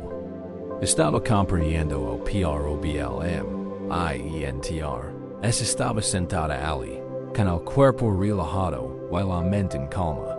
Sus ojos percibieron algo que habían permanecido completamente ciegos durante su frenética lucha. En la parte inferior del nudo, casi oculto, había un pequeño bucle de hilo. A diferencia de los demás, no estaba tenso, era suave. Tenía un pequeño espacio alrededor. Era un punto de alivio en medio de la tensión. Sin pensar, sin un plan, su cuerpo supo qué hacer. Su intuición, ahora libre del ruido de su frustración, guió su mano. Deslizó la punta de su meñique en suave lazo. No encontró resistencia. Con un suave y sutil empujó el lazo hacia adelante, y ocurrió un milagro silencioso. Una sección entera del nudo pareció suspirar de alivio, aflojándose. El espacio creado por ese primer empujón suave reveló otro hilo que ahora estaba flojo. Tiró suavemente de ese hilo y se deshizo más nudo. Fue como si un candado secreto se abriera de golpe. En menos de un minuto, la dura y densa gota de frustración se había disuelto por completo. El monstruoso nudo se había desprendido por completo, dejando en sus manos un trozo de seda color crepúsculo, perfectamente recto, hermoso y en sitio la solución no se había encontrado en el tirón. La fuerza, en la lucha. Se había encontrado en la pausa. Se había revelado mediante una mirada suave. La clave de todo el embrollo residía en encontrar el único espacio abierto. El único espacio que no ofrece resistencia. Y empezar por ahí. En tu propia vida, seguramente leves un nudo. Puede ser una preocupación persistente por tu salud o tus finanzas. Puede ser una dinámica complicada en tu familia o en tu trabajo. Puede ser un nudo de autocrítica o un profundo dolor. Traes nudo a tu mente con suavidad. No necesitas resolverlo esta noche. Simplemente reconoce su presencia. Siente cómo responde tu cuerpo. ¿Sientes una presión en el pecho? ¿Una presión en el estómago? ¿Una tensión en el cuello? Esta es la sensación de tirar del nudo. Ahora, ¿puedes realizar el delicado milagro del teacher? ¿Puedes, solo por este momento, dejar de tirar? Imagina colocar este nudo, CQLC, en la palma de tu conciencia. No eres ti. Es algo que llevas dentro. Crea un pequeño espacio a su alrededor. Respira profundamente. Con cada exhalación, imagina que relajas un poco tu hogar. No intentes que desaparezca. Simplemente dices de luchar con y acute el te estás convirtiendo en un estudioso de tu propio nudo. Lo observas con una especie de suave curiosidad. Podrías decirle una preocupación. Veo como das vueltas alrededor de ese viejo recuerdo. Interesante. Hola. Podrías decirle una sensación difícil. Veo que estás aquí de nuevo. Este tipo de atención suave y sin prejuicios es el disolvente más poderoso del universo. Crea espacio. Aporta calidez. Permite que las zonas duras y tensas de nuestro interior comiencen a suavizar. No necesitas encontrar la clave esta noche.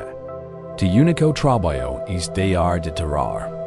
Tu única tarea es sujetar el nudo de tu vida con una conciencia suave y amorosa.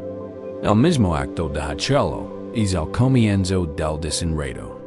En la profunda y restauradora quietud del sueño, en la quietud de una mente que ya no está en guerra consigo misma, los nudos se deshacen solos.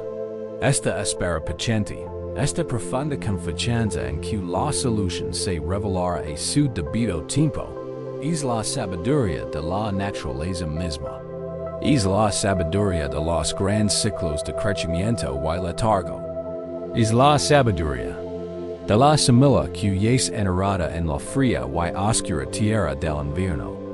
No muerta, en el luchando, sino en un estado de profundo y poderoso reposo, cobrando fuerza para una primavera que no puede ver, pero cuya confianza sin duda logrará.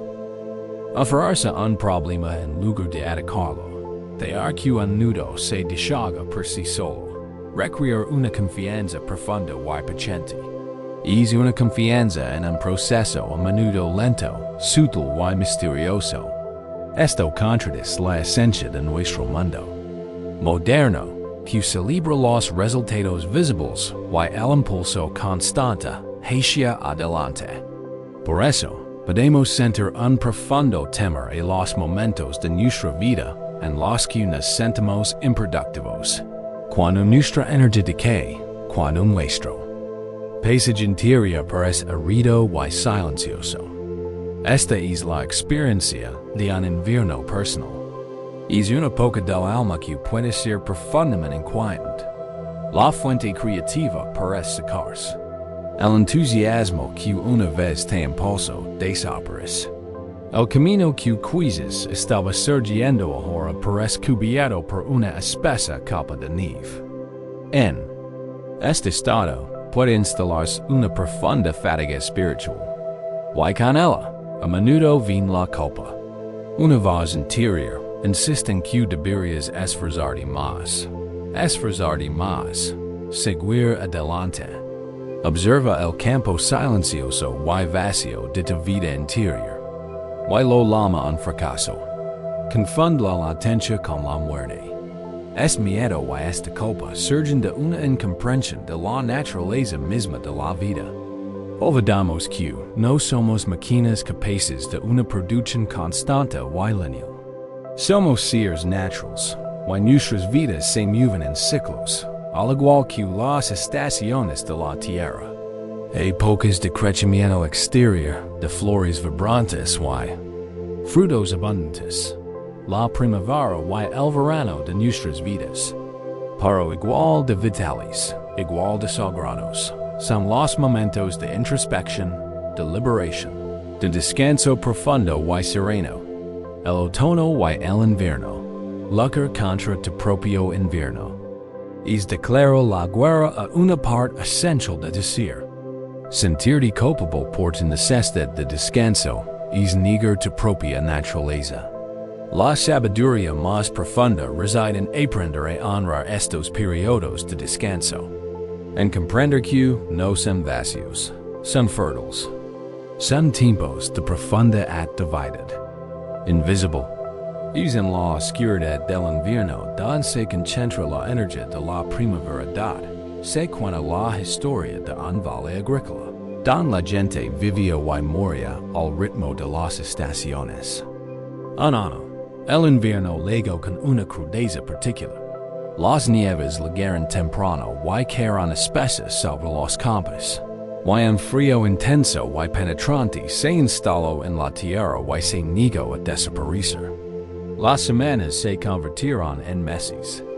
Y el valle permaneció atrapado en las garras del hielo. Una gran ansiedad comenzó a extenderse entre los agricultores. Todos habían plantado sus cereales de invierno en otoño. Las semillas que debían permanecer latentes en la tierra fría antes de brotar en primavera. Pero este invierno fue más largo y frío que cualquier otro que pudieran recordar. Se reunieron en sus casas con el rostro desfigurado por la preocupación. Miraban por las ventanas la vasta, blanca y silenciosa extensión de sus campos, y solo veían vacío, solo muerte. La escarcha había matado la semilla, decía no. El suelo está demasiado congelado. Nada puede sobrevivir a esto. Susurraba otro. Caminaban de un lado a otro, comprobando sus menguantes provisiones de lina y grano, y el miedo se alimentaba a sí mismo, convirtiéndose en algo palpable en el aire. Sus mentes luchaban contra la estación.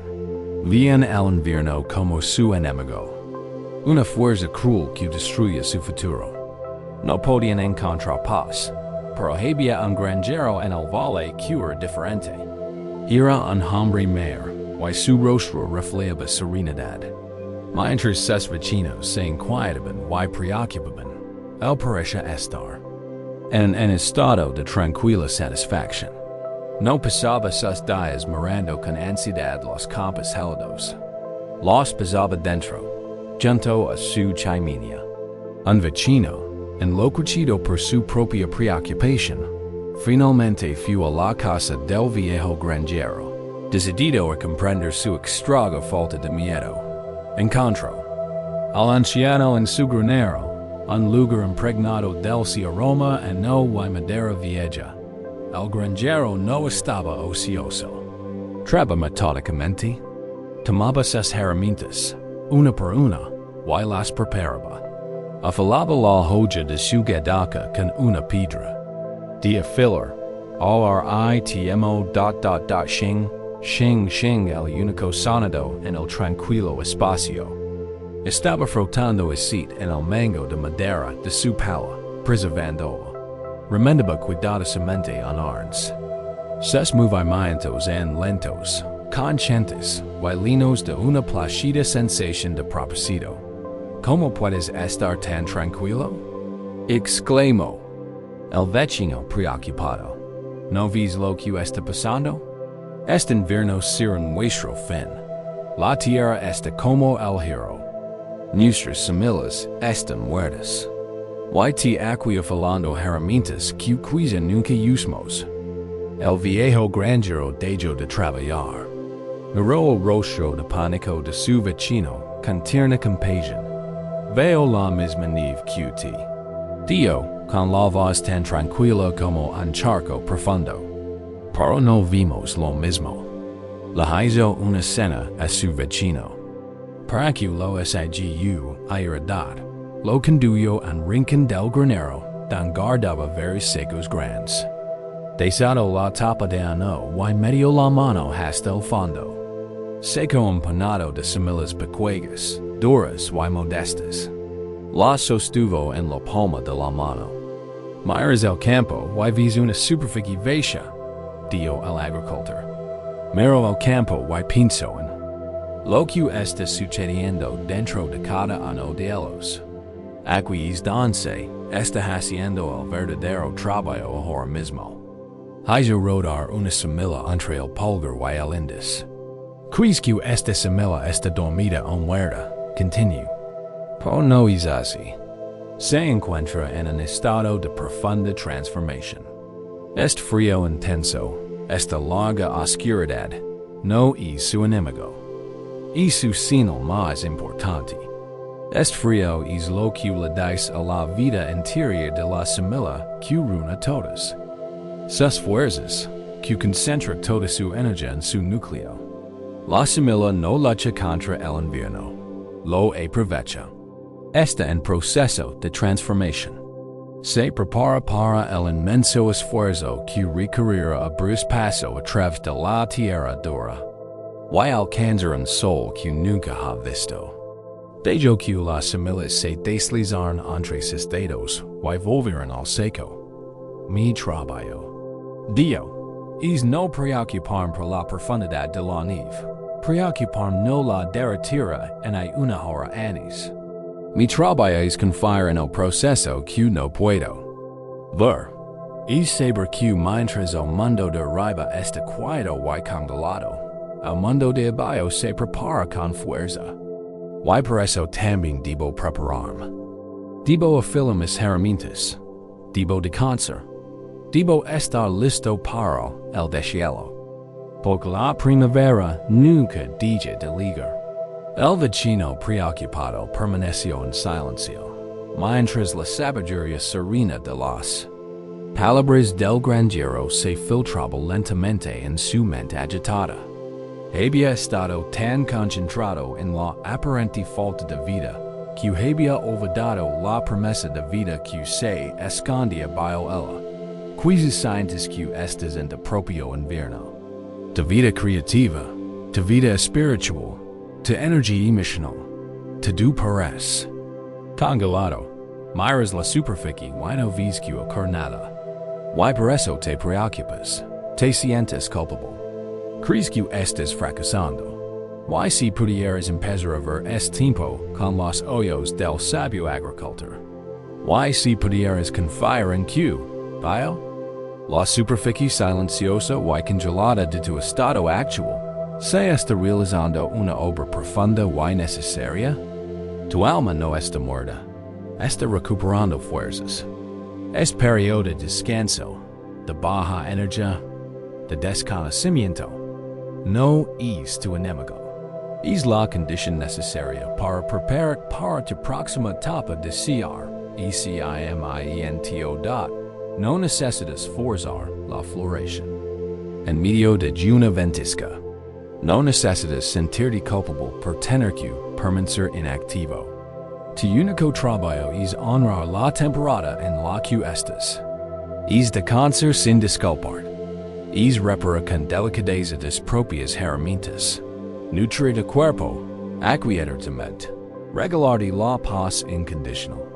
Imagina la esencia misma de tu ser como una de esas semillas, enterrada en la tierra oscura, cálida y tranquila de tu propio cuerpo.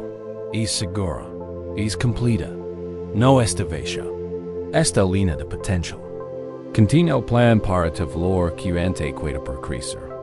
Simplemente espera, descansa, en un estado de profunda y poderosa confianza. digejar la necesidad de producir. Digejar el horario que el mundo frenético ha intentado imponer. La primavera, a su debido tiempo. Tu único trabajo esta noche es de cáncer. Confiar en el proceso invisible. Sumergir en la profunda y fértil oscuridad, y saber que estás en medio de un milagro silencioso. Esta profunda y paciente resistencia a una temporada tranquila es una gran fortaleza. Nos enseña a confiar en los ciclos de la vida. Pero hay otros momentos en que nuestra paz se ve desafiada no por un invierno largo y lento, sino por una repentina y violenta tormenta emocional. Un estallido de aire, una oleada de dolor, un estruendo de miedo. En esos momentos, podemos abrir otro tipo de quietud. No la quietud de una semilla enterrada en la tierra, sino la quietud inquebrantable de una gran montaña que puede contener los truenos y los relámpagos sin conmover llamas.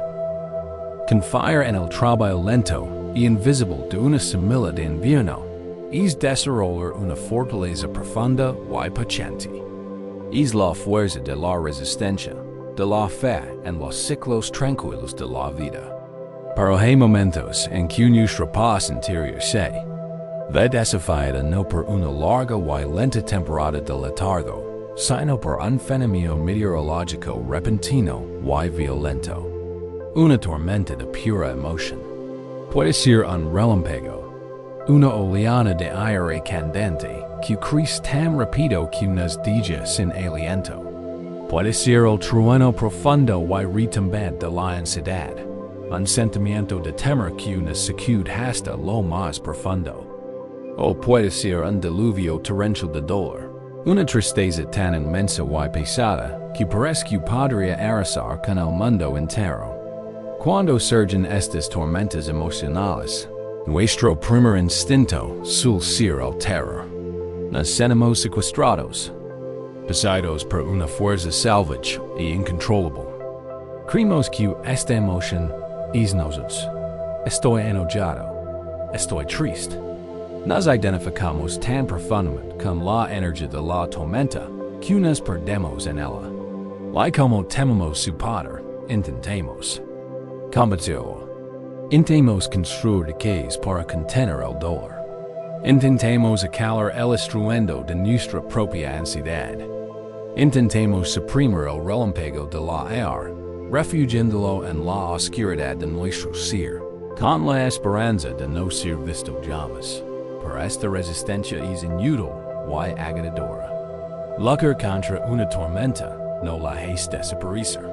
Solo te coloca en el centro de su camino destructivo. Intenta reprimir una emoción tan poderosa como la ira, el dolor. Es como intentar mantener una pelota de playa bajo el agua.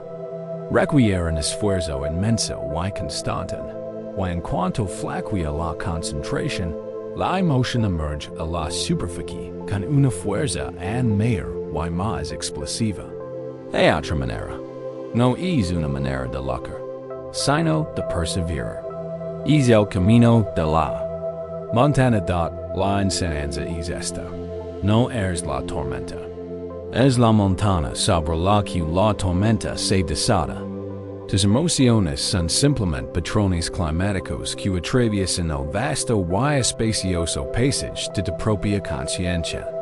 Pueden ser dramáticos, pueden ser fuertes, pueden ser poderosos, pero son temporales. No son ti. Tu verdadera naturaleza es la montaña misma, sólida, estable, silenciosa y absolutamente inquebrantable.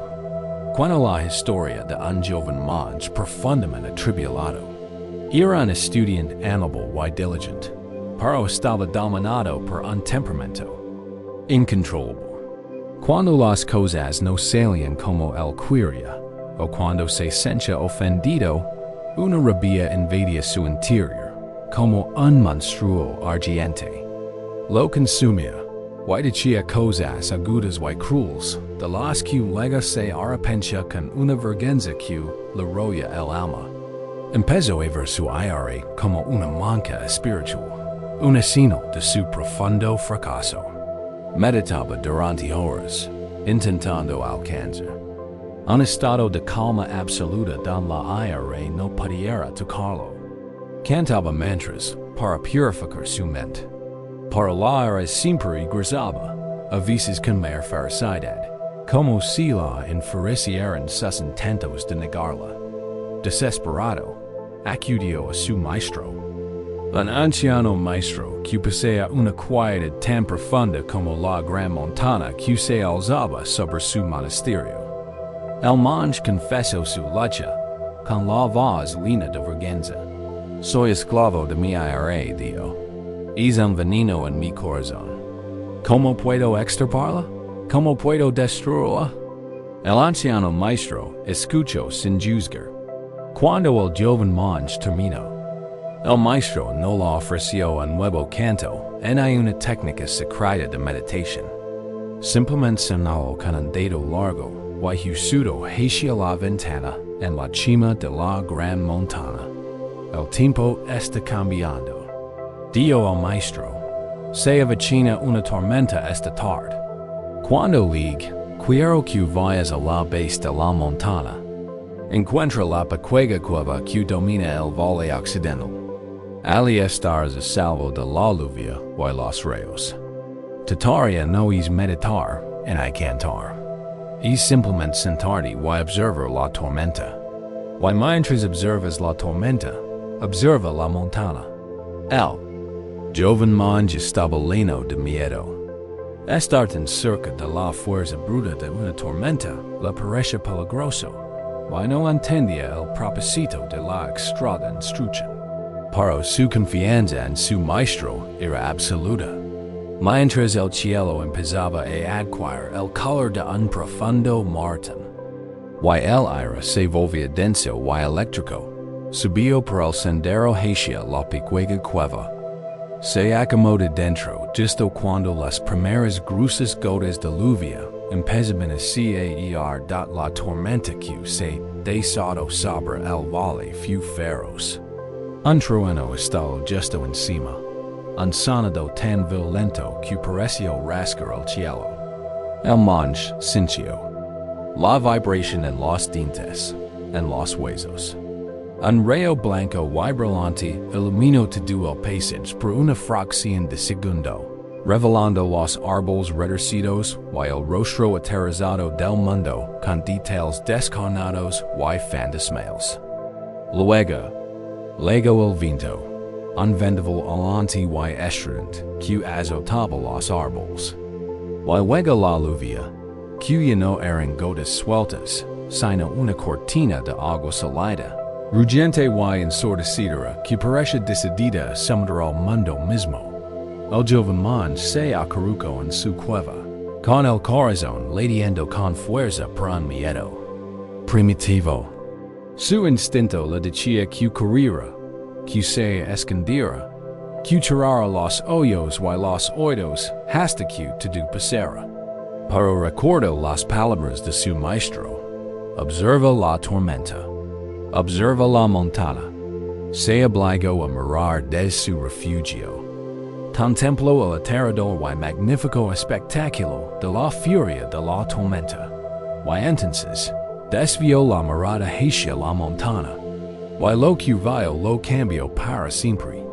El rayo, que parecía tan poderoso, destelló contra los escarpados acantilados de granito, y los acantilados permanecieron. No se agrietaron, no se desmoronaron. Simplemente recibieron la luz y se mantuvieron firmes. El trueno, que estremeció el aire que respiraba, retumbó y resonó por los valles de la montaña. Pero la montaña misma no se conmovió. Su gran corazón silencioso no se conmovió. El viento alaba y desgarraba sus bosques, y la montaña los retenía. La lluvia caía en un torrente sólido, arrastrando sus laderas, abriendo nuevos senderos temporales. Pero la forma esencial de la montaña, su inmenso y sólido ser, permaneció completamente inalterada. La tormenta fu algo de increíble energía y dramatismo. Pero estaba ocurriendo. En la montana, no de ninguna manera fundamental. La montana no luchaba contra la tormenta. No se resistía al viento, en hay discusión con la lluvia. Simplemente, con una paciencia inimaginablemente profunda, mantenía el espacio. Para que la tormenta fuera ella misma. Permitía que el clima se desarrollara, sabiendo que era solo eso. Clima. Un evento pasajero. Mientras la tormenta se eleva vole abajo, el trueno suavizándose hasta convertirse en un retumbar lejano. Y la lluvia apacible. El joven monje se sentó en la entrada de la cueva, con las lágrimas mezclándose con la humedad de sus mejillas. Por fin comprendió. Su conciencia, su verdadero ser, era la montana. Su ira, su inmensa y aterradora ira, era la tormenta. Podía ser fuerte, podía ser violenta, podía sentirse por un tiempo como la única realidad. Pero era solo el clima. Era un patrón de energía temporal que recorría el vasto, estable y inmutable paisage de su propia conciencia. No tenía que convertirse en la tormenta. No tenía que luchar contra la tormenta. Podía aprender a ser la montana. Siente, ahora, la verdad de esto en tu propio ser. Siente el peso sólido de tu cuerpo, descansando aquí. Esta es la base de tu montana. Está conectada a la tierra. Es estable y segura. Siente el suave subir. Y bajar de pecho. Esta es la respiración lento y paciente de la montana misma. Siente la conciencia que lina tu mente. Este es el vasto cielo que radia tu cima. Recuerda una emoción que a veces te parezca una tormenta. Quizás si ansiedad, tristeza o incluso la misma ira que atormentaba a monje. No necesitas sentirla plenamente ahora. Simplemente reconoce su energía. Observa la tendencia a creer. Soy yo. Ahora, ¿puedes practicar estar en la montana? Puedes permitir que el recuerdo de esa sensación sea como una nube que flota en el cielo de tu mente. Puedes sentir la firme quietud de tu propia presencia montañosa, observando la nube al ligar, al detenerse y al desaparecer, como todas las nubes. Eres la montana, observando el clima. El clima no eres ti. Es simple cambio de perspectiva, es el comienzo de una profunda libertad. No significa que nunca volverás a sentir ira en miedo. La montana no influye en el clima. Las tormentas vendrán, pero ya no tienes por qué ser víctima de ellas. Puedes crear un espacio de conciencia a su alrededor. Puedes permitirles que gasten su energía sin que destruyan tu paz. Puedes aprender a ser de ti mismo. Me invade una sensación de tristeza. En lugar de estoy triste. El espacio en esa nueva frase es el espacio de la propia montaña. Así que descansa ahora, como la gran montaña descansa. Salida, enraizada, espaciosa, consciente. Diga que cualquier clima emocional del día simplemente pasa de largo. No necesitas involucrar en él. No necesitas arreglarlo. Tienes la montana, y son solo las nubes del atardecer que flotan junto a tus laderas. Cuando pasa la tormenta, el cielo se despeja. Cuando el viento amaina, la superficie del lago de la montana vuelve a la calma. Y en esa quietud, algo que siempre estuvo ahí, pero que antes estaba oscurecido por la agitación. Finalmente, puede verse con claridad, como el reflejo perfecto de la luna en el agua, que ya no se ve perturbada. Cuando aprendemos a ser la montana, a contener las grandes tormentas emocionales sin dejarnos arrastrar por ellas, puede descender una nueva calma. El trueno de la ira se desvanece, la lluvia torrencial del dolor se suaviza hasta convertirse en una suave niebla. Tras la tormenta, el aire se siente limpio, y en profundo angelo de la claridad que debería seguir. Nos detenemos en esta quietud, contemplando el estanque de nuestra propia mente, con la esperanza de ver finalmente reflejada allí la verdad de nuestra situación, pura y simple. Pero a menudo, lo que vimos no es una imagen perfecta, es un reflejo, roto, brillante y distorsionado. Buscamos el rostro de nuestra propia sabiduría, pero vimos mil fragmentos de los dispersos, una danza caótica sin sentido. La quietud que hemos cultivado se siente frágil, y persiste una sutil agitación. Es la réplica de la tormenta, la vibración persistente en el aire. Es el movimiento inquieto de una mente que intenta descubrirlo todo. Este es uno de los estados de ser más sutiles y frustrantes. Estamos tan cerca de la paz, tan cerca de la claridad, y sin embargo, permanece fuera de nuestro alcance. Como una palabra en la punta de la lengua.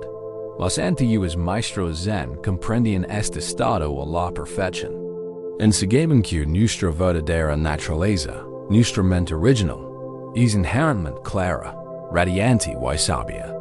Es como la luna llena, en una noche despejada, perfecta, completa y resplandeciente con una luz serena que lo ilumina todo. Esta claridad no es algo que debemos construir, encontrar ni importar de ninguna fuente externa. Es nuestro derecho de nacimiento. Es la base misma de nuestro ser. Siempre está aquí, suspendida en el vasto y oscuro cielo de nuestra conciencia. Entonces, si la luna de nuestra sabiduría siempre brilla con perfección, ¿por qué nos sentimos tan a menudo perdidos en la oscuridad? ¿Por qué el reflejo que vimos está tan roto? La enseñanza es simple y profunda. La luna es perfecta. Es la superficie del agua la que se ve perturbada. Nuestros propios pensamientos, nuestras propias ansiedades, nuestra propia búsqueda desesperada de respuestas. Estas son las ondas que fragmentan el reflejo perfecto de la luna en mil pedazos de confusión reluciente. No estamos viendo una luna rota. Estamos viendo una luna perfecta a través de la lente distorsionada de nuestra propia mente agitada. El problema entonces no es la luna. El problema son las ondas. Y las ondas las creamos con nuestro propio esfuerzo. Hay una hermosa historia sobre una niña que vivía en una casa con un pequeño y tranquilo jardín.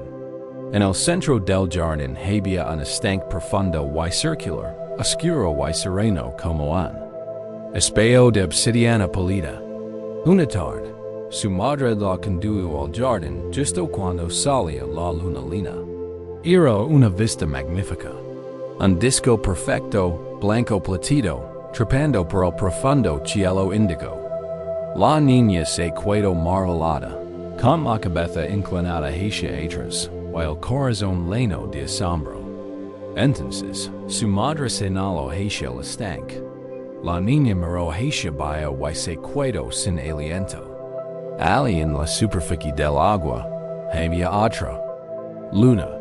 Era tan perfecta, tan redonda, tan brillante como la del cielo. Parecía tan real, tan cercana, como si fuera una hermosa moneda de plata que simplemente pudiera coger. Un poderoso deseo surgió en su corazón. Anhelaba esa luna. Quería. Sostena su luz fresca y suave en la mano. Lento y silenciosamente, se arrodilló al borde del estanque. La luna reflejada flotaba allí, serena y incesante. Extendió su pequeña mano, buscando con los dedos el hermoso objeto. En el instante en que la punta de su dedo toca el agua, la magia se rompió. El perfecto disco platido explotó. Se hizoagicos en cien mil un millón de diminutos y frenéticos. Destellos de luz, danzando y deslizandos por la superficie en un patrón caótico. La luna había desaparecido. En su lugar, un caos deseo en certante dot la niña jadeó y retiró la mano, confundida y decepcionada. ¿A dónde se había ido? Mir. Al cielo, y la luna real seguía allí, observándola, impasible y serena. Luego volvió a mirar el agua. Espero, y a medida que las ondas de su tacto se disipaban, los fragmentos de luz comenzarán a unirse. Lenta y mágicamente, la luna perfecta se recompuso en la superficie, completa y hermosa una vez más está su deseo. Resurgió. Esta vez, pensó, ser más rápida. Se abalanzó sobre él, sumergiendo todo la mano en el agua para recogerlo. El resultado fue aún más dramático. El estanque estalló en una furia de ondas. El reflejo no solo se rompió, sino que se aniquiló en un caos revuelto de agua negra y luz dispersa. Ahora la niña se frustraba. Empezó a ver el agua como su adversaria, la ocultaba la luna. Golpeaba la superficie y su frustración crecía. Cada vez más confusión. Era como si estuviera en guerra con el estanque mismo, creyendo que si tan solo pudiera dominarlo, vencer sus enemigas, podría pasar el tesoro que lo ocultaba. Pero cada acto agresivo, cada aferramiento desesperado, solo aliaba en más el reflejo, dejándola solo con la fría y humeda realidad de su propia lucha. Finalmente, agotada por el esfuerzo y descorazonada por el fracaso, se rindió. Su pequeño cuerpo se desplomó, derrotado. Se sentó en el musgo fresco al borde del estanque, con los hombros encorvados, y simplemente contempló el agua turbulenta. Una lágrima rodó por su mejilla y cayó, creando una última y diminuta ondulación. Ya no intentaba hacer nada. Ya no se esforzaba. Ya no luchaba. Simplemente estaba sentada en la silenciosa presencia de su propio fracaso, y ella observaba. Porque estaba completamente quieta, su cuerpo ya no perturbaba el estanque. Porque estaba completamente en silencio, su mente ya no estaba llena de la estrategia de su deseo. Simplemente observaba el agua. Vio como las ondas más grandes empezaban a aplanarse y ensancharse. Vio como las pequeñas agitaciones empezaban a calmarse. Observa como la frenética danza de luz comenzaba a disminuir. El proceso era lento y ocurría a su propio ritmo. No podía apresurarlo, solo podía presenciarlo. Tras varios minutos, el estanque, abandonado a su propia naturaleza, volvió a la suya, se quedó en calma. La superficie se alisó hasta convertirse de nuevo en un espejo perfecto, oscuro y impecable. Y allí, en el centro, flotando en la profunda quietud, estaba la luna, perfecta, plena, serena, exactamente como había estado antes de que comenzara su lucha. Y en ese momento, la niña comprendió con una sabiduría que superaba su edad. Nunca podría atrapar la luna en el agua. En el momento en que intentar pasarla, se desvanecería. Pero se dio cuenta de que podía tenerlo por completo. La forma de pasar el reflejo de la luna era permanecer tan quieta como el estanque mismo. La forma de aferrarse a su belleza era soltar el deseo de aferrarla. Su claridad era un regalo que solo podía recibirse en un estado de quietud perfecto y permisiva. Nunca se había ido. Solo la había estado buscando con mano temblorosa. Tu propia mente, ahora mismo, es estanque del jardín. Y la claridad que buscas La respuesta, la paz, la comprensión es la luna. Ya, perfecto vibrolani en el cielo de tu conciencia. Piensa en los pensamientos que remueven la superficie de tu mente. Los pensamientos de análisis. ¿Qué significa esto? ¿Por qué pasó esto? Son los datos que se sumergen en el agua. Los pensamientos de preocupación. ¿Why si esto pasa? ¿Qué her entonces? Son las manos que golpean la superficie. Los pensamientos de juicio. No debería sentirme así. Debería ser mejor que esto. Es todo el cuerpo agitándose en el estanque, creando una tormenta de confusión. Cada vez que exiges una respuesta de tu mente, creas una onda. Cada vez que intentas forzar un sentimiento de paz, creas una onda. Cada vez que te aferras a una visión clara, distraes el reflejo que decís verdades YQ.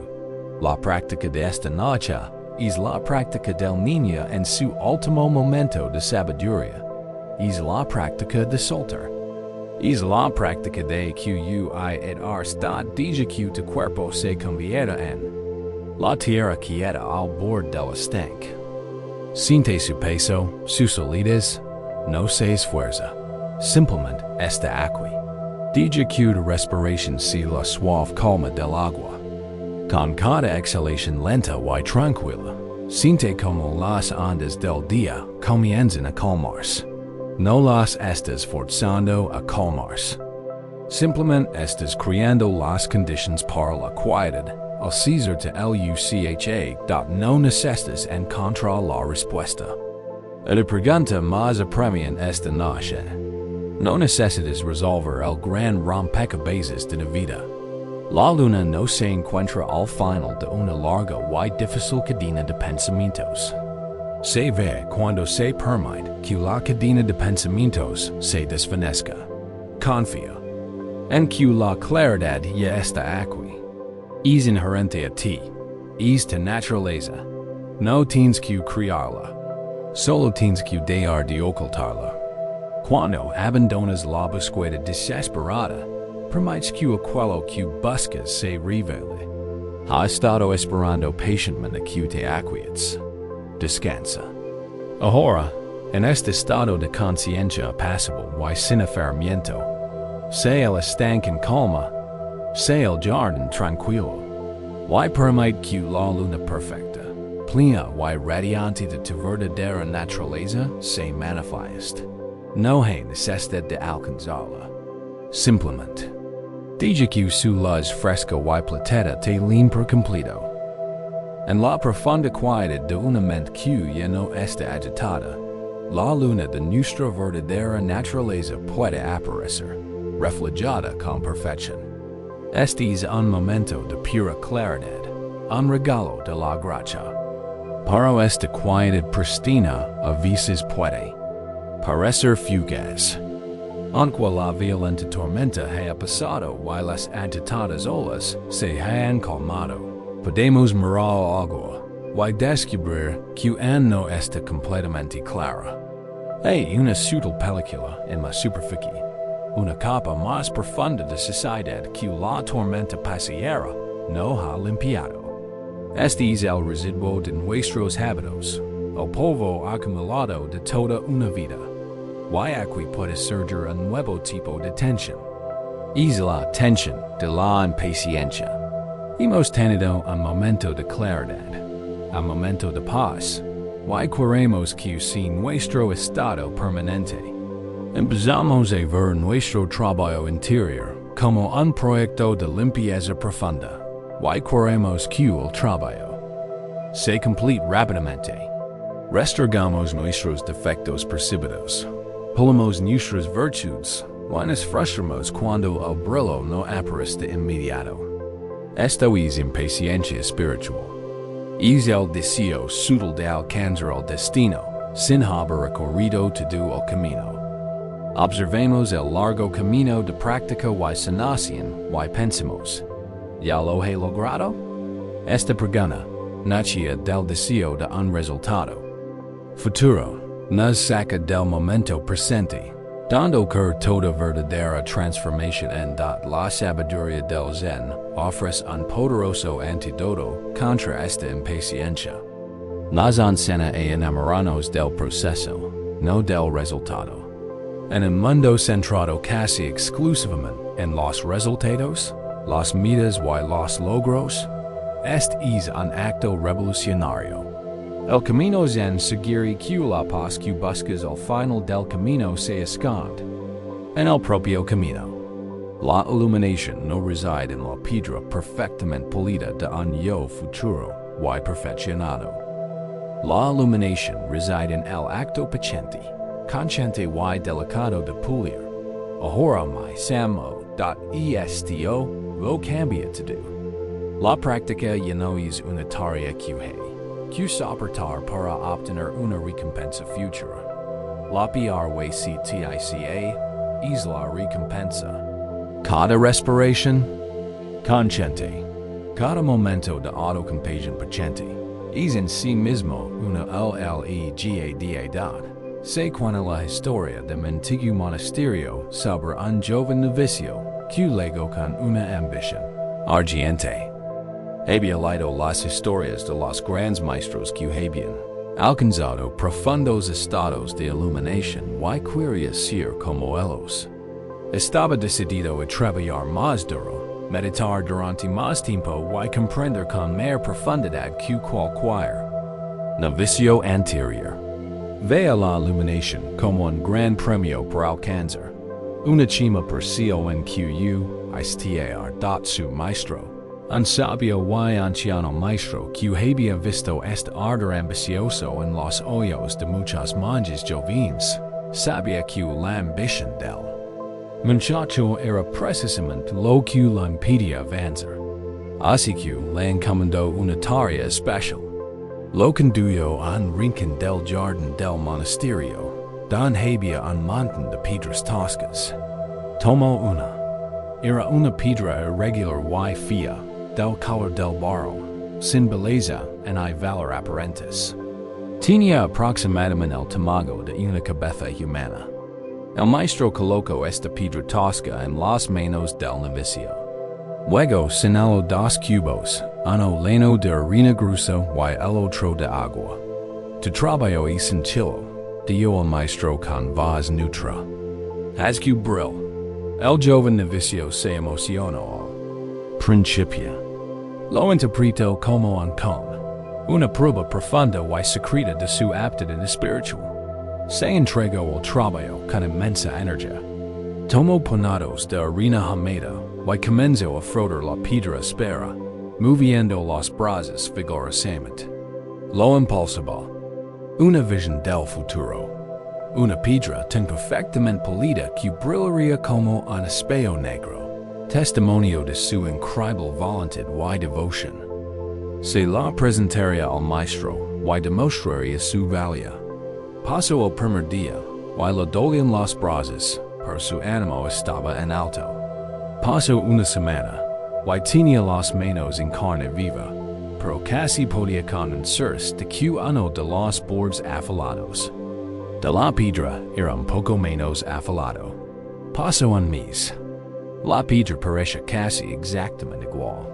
Seguía opaca, seguía fea, seguía siendo, terca e implacablemente, una piedra. El entusiasmo del novicio empezó a convertirse en una profunda y amarga frustración.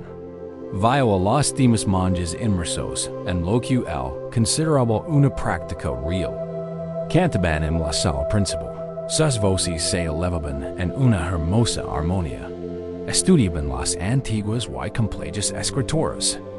Estaban sentados en una meditación silenciosa y serena. Y él estaba allá afuera, en la tierra, fregando una roca. Inútil. El trabajo le parecía insignificante, repetitivo y profundamente humillante. Su mente, antes llena de visiones de iluminación, ahora estaba llena de una letanía de quejas. Esto es una pérdida de tiempo. La piedra nunca brillará. El maestro se está burlando de mí. Mi espíritu se está volviendo tan opaco y áspero como esta roca. Finalmente, tres meses de esta labor agotadora y sin alegría, no pudo más. Acudió al maestro, con el corazón lleno de resentimiento. Hizo una reverencia rígida y dijo, Maestro, no puedo continuar. Esta tarea es imposible. La piedra no brillará, y solo estoy aprendiendo desesperación. El maestro escuchó pacientemente con la mirada serena. Cuando el novicio terminó su torrente de quejas, el maestro asintió lentamente.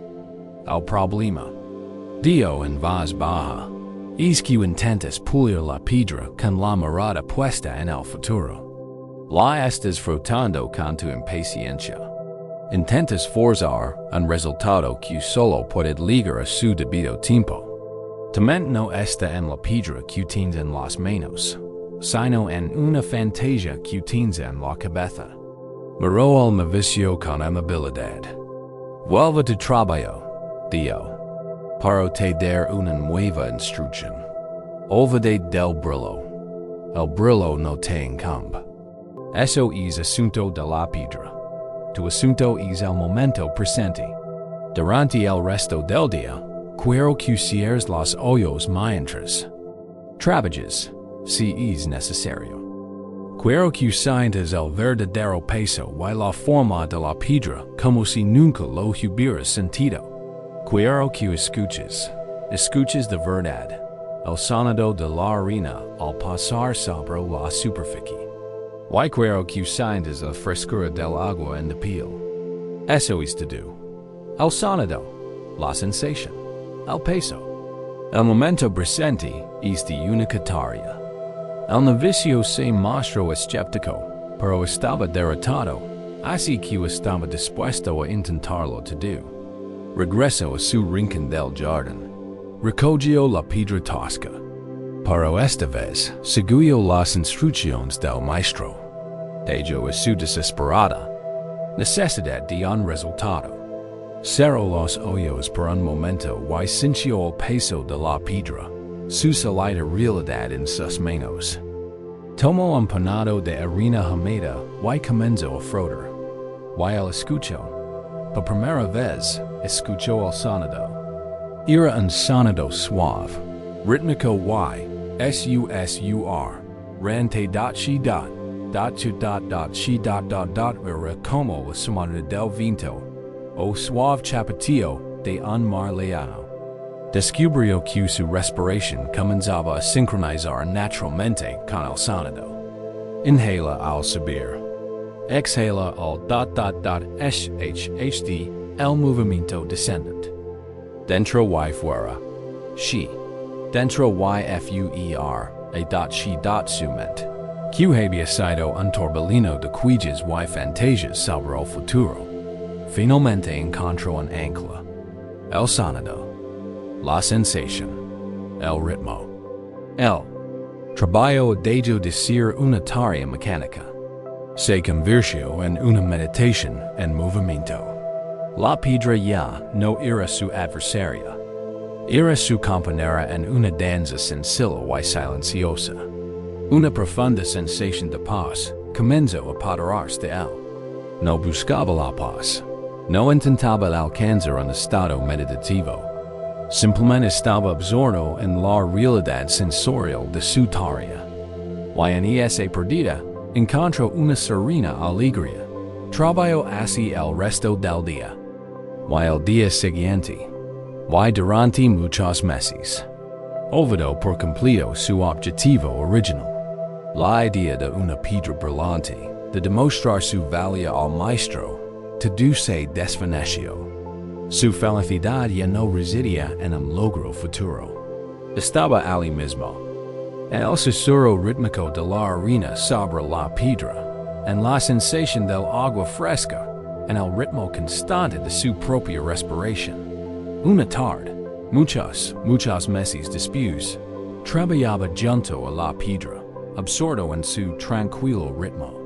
El sol, que se ocultaba tras una nube, irrumpió de repente, y un rayo de luz brillante se clavó en el jardín, impactando la piedra que sostenía en su regazo. Una luz se incendio, tan intensa que lo hizo parpadear. Vio la mirada, confundido. Y vio un rostro que lo observaba. Un rostro que casi no reconoció. Pues estaba tranquilo y sereno. Era el sayo. Se quedó mirando, asombrado. La piedra en su regazo ya no era una roca opaca y fea. Se había convertido en un espejo perfecto, negro, intachable. Tan pulido que parece contener la luz del mismísimo sol. El brillo había llegado. Pero no llegó mientras lo perseguía, sino mientras estaba completamente absorto en el proceso, con la cabeza gacha, enamorado de la simple labor del momento presente. Él no había creído el brillo. Su presencia paciente y serena lo había permitido emerger. Esta es la invitación para ti esta noche, a soltar tu impaciencia espiritual, a liberarte de la necesidad de ser sanado, arreglado o terminado. En mirar las partes de ti que se sienten ásperas y sin pulir, no como fracasos, sino como piedras, que te invitan a un proceso paciente y amoroso. El simple y repetitivo acto de volver la atención a la respiración es taponado de arena. Cada vez que tu mente vaga y la traes de vuelta con suavidad, estás haciendo una pasada más lenta y paciente sobre la piedra de tu propia conciencia. No busques un resultado. No revises cada pocos minutos para ver si ya estás en paz. Simplemente enamórate del proceso. Enamórate del tranquilo susurro de tu propia respiración. Siente su textura al entrar y al salir. Encuentra la paz profunda. Y sencilla que se encuentra en esta única acción repetitiva. Entregate al ritmo lento y orgánico de tu propio desarrollo. Confía en que la luz llegará a su debido tiempo. Su llegada no es asunto tuyo. Tu asunto es solo esto. Esta respiración. Este momento. Este acto suave y paciente de volver a casa. Al aprender a estar presentes con la piedra salida de nuestra experiencia de esta manera, puede surgir un nuevo tipo de conciencia. Empezamos a notar no solo el objeto de nuestra atención, sino el espacio en el que existe. Pasamos de ver solo los talos de bambú a apreciar el espacio silencioso y vital entre ellos. El mismo espacio que este espacio para crecer y existir. En el acto paciente y rítmico de pulir la piedra, aprendemos a encontrar la paz no en una meta lejana, sino en la textura del momento presente. Nuestra conciencia, antes dispersa y impaciente, aprende a concentrarse, a descansar, en una única realidad. Aprendemos a estar con lo sólido, la piedra, la respiración, el cuerpo. Pero a medida que nuestra práctica se profundiza, se es posible un nuevo y sutil cambio de percepción. Empezamos a notar no solo aquello a lo que prestamos atención, sino también el espacio en el que existe. Nuestro enfoque se amplía de la forma al vacío que la contiene. Este es un giro crucial en el camino. Pasamos gran parte de nuestra vida definiendo, adecuando y consolidando nuestro mundo. Pensamos en términos de objetos, personas, problemas, ideas. Nuestra mente crea un mundo de cosas salidas y separadas. Esta es la silla, este es el cuerpo, este es mi problema, esta es la solución. Y el hachelo, podemos empezar a sentirnos atrapados por nuestras propias definiciones. Nuestro mundo se vuelve denso, abaratado y construido. Nuestra mente puede sentirse como una habitación llena de demasiados muebles, sin espacio para movernos y respirar. Nos sentimos acorralados por nuestras propias creencias rígidas. Nuestras ideas fallan sobre nosotros mismos y el mundo. La tensión aquí es de claustrofobia mental de la sabiduría del Zen ofrece una profunda liberación de esta constricción. Introduce el concepto diseñada, a menudo traducido como vacío. Pero esto no es el vacío de un vacío, hay una nada fría y estéril. Es un vacío vivo, dinámico y pleno. Es el espacio silencioso entre las notas que permite que la música exista. Es el cielo despejado que permite al pájaro volar. Es el vacío de una taza que la hace útil.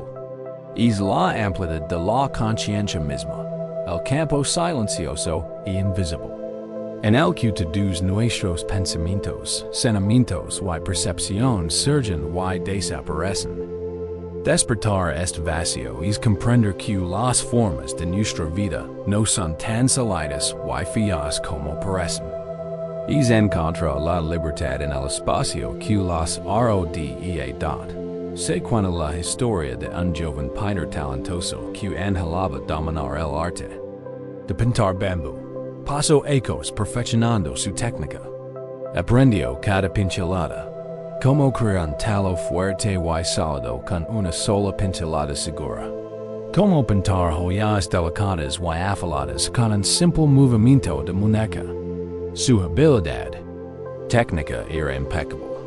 Sin embargo, sus pinturas parecen inertes. Pintaba arboledas de bambú técnicamente perfectas, pero densas, planas y sin aire. Se sentían apanadas y sofocantes en la página. Frustrado, levó su mejor pintura a su maestro, un anciano monje que también era un artista legendario. El maestro desenrolló el pergamino, y lo contempló largo rato en silencio. El joven pintor esperaba ansiosamente sus elogios. Finalmente, el maestro levantó la vista. El bambú es excelente. Dio, has dominado la forma del bambú. Pero has olvidado su espíritu. Esta es una pintura de talos, no de un bosque. Pero maestro, protestó el joven pintor, un bosque está hecho de talos. Los he pintado todos a la perfección.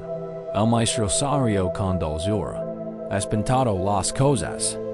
Dio, pero no has pintado el espacio que las contiene.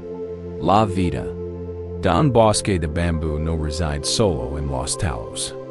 Está en el viento que corre entre ellos. Está en la luz que se filtra a través de ellos. Está en la niebla que los rodea. No es dado espacio para el viento, hay para la luz, hay para la niebla. Y esta vez, quiero que pruebes algo diferente. No pintes el bambú. Pinta el espacio entre los bambús. El joven pintor quedó completamente confundido por esta instrucción. ¿Cómo se podía pintar el espacio? ¿Cómo se podía pintar la nada? Parecía un acertijo sin sentido. Pero respetaba profundamente a su maestro, así que regresó a su estudio, decidido a intentarlo. Desenrolló una hoja de papel nuevo y preparó su tinta. Observa el bambú que crece fuera de su ventana. Y esta vez, intentó seguir la extraña instrucción en dad. No se concentró en la forma oscura y sólida de los talos. En cambio, dejó que su mirada se suavizara y observa las formas que criban. Observa el pequeño fragmento de cielo matutino, visible entre dos talos inclinados. Observa la brisa brumosa envuelta en un grupo de joyas.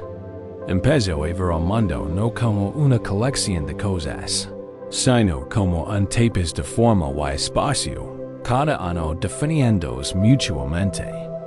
Levantó el pincel, y en lugar de pintar un talo, pintó el borde de un talo, definiendo la forma del espacio contiguo. Usaba su tinta no para crear nada, sino para dar forma al vacío. Su enfoque cambió por completo. Ya no pintaba bambú. Pintaba como caía la luz. Pintaba como se movía el aire. Ocurrió algo extraordinario. Al concentrarse en los espacios, Los talos de bambú aparecerán en la página como por arte de magia. Pero esta vez, una sensación de vida llenó la pintura. Gracias a que había pintado los espacios, el espectador ahora podía sentir el aire. Casi se podía sentir una suave brisa que susurraba entre las hojas. El bosque ya no era una densa y plana pared verde. Era un lugar vivo, vibrante, con profundidad, atmósfera y espíritu. Al pintar la neve, finalmente había capturado el todo. Comprendió que la forma del bambú y el vacío que lo rodeaba no eran dos cosas separadas, eran una sola. Cada una daba vida y definición a la otra. Te mentes como esta página. Tus pensamientos, tus preocupaciones, tus creencias son como los talos de bambú. Pueden crecer tan densos y espesos que no dejan espacio para la luz en el aire. Puedes concentrar tanto en las salidas de tus problemas que olvidas el vasto y abierto espacio de conciencia en el que surgen la invitación de esta práctica es a cambiar tu enfoque. Al igual que el painter, puedes aprender a prestar atención no solo a tus pensamientos, sino también al espacio entre ellos. Mientras descansas aquí, puedes surgir un pensamiento, un recuerdo, un plan, una preocupación. Imagínalo como un solo talo de bambú. Observa su forma, su textura. Para entonces, en lugar de hacer de inmediato al siguiente pensamiento que surja, intenta notar la brecha. Hay un momento, aunque breve, de silencio entre el final de un pensamiento y el comienzo del siguiente. Este es el espacio. Este es inquietud. Es el cielo entre los talos dado principio. Este espacio puede parecer diminuto, casi imperceptible.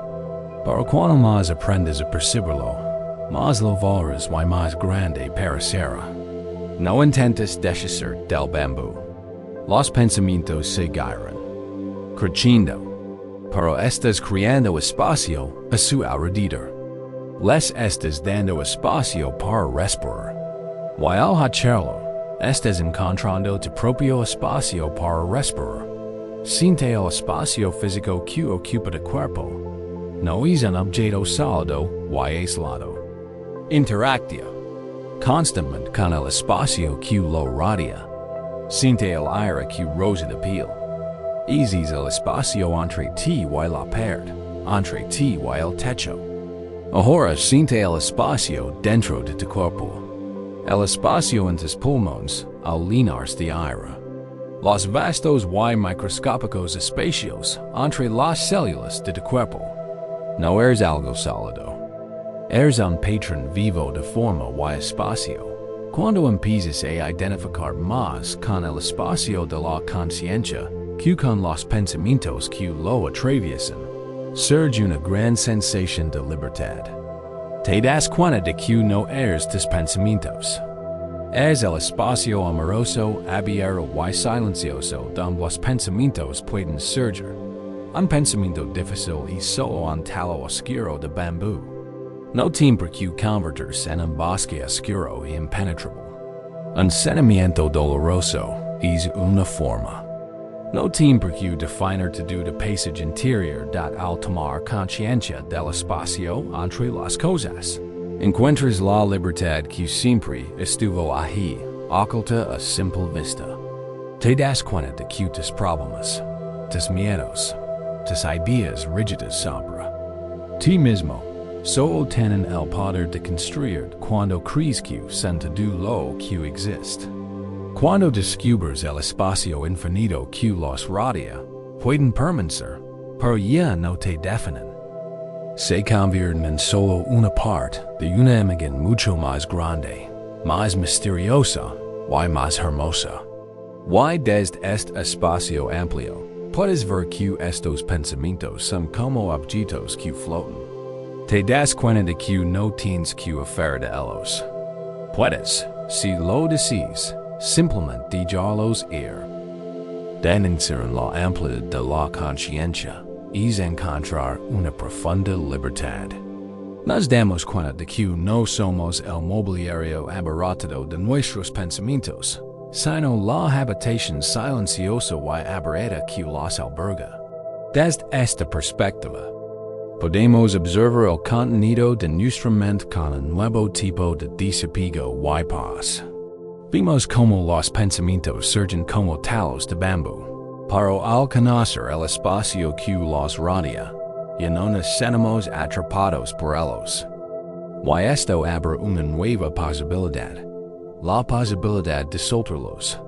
Muchos de nosotros vivimos como los guardianes de un vasto y abarrotado museo de nuestro pasado. Llevamos una pesada mochila en la espalda, llena de viejas cartas que no hemos dejado de leer.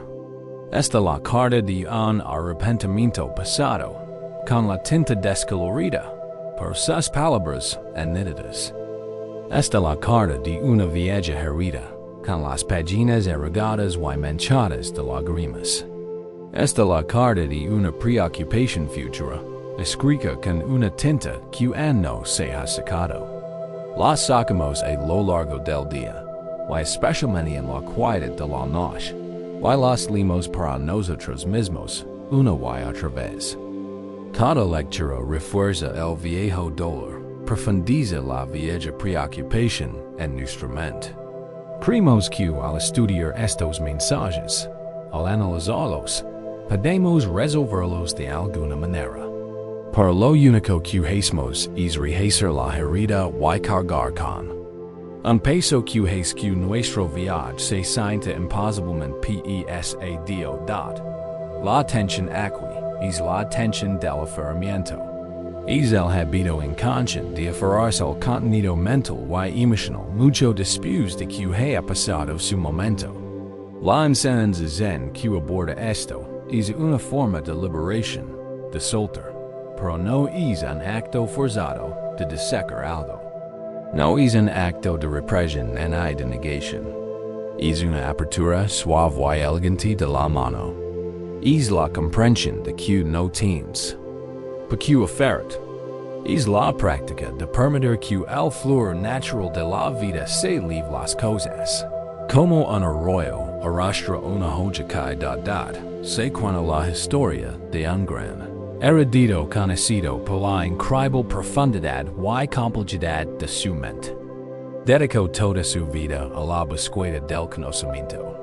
Su estudio estaba repleto de miles de pergaminos y libros, y su mente estaba aún más abarrotada. Estaba llena de preguntas filosóficas sin resolver, de los argumentos de pensadores fallecidos. Hace mucho tiempo, de complejos dilemas éticos. También cargaba con el peso de su propia vida.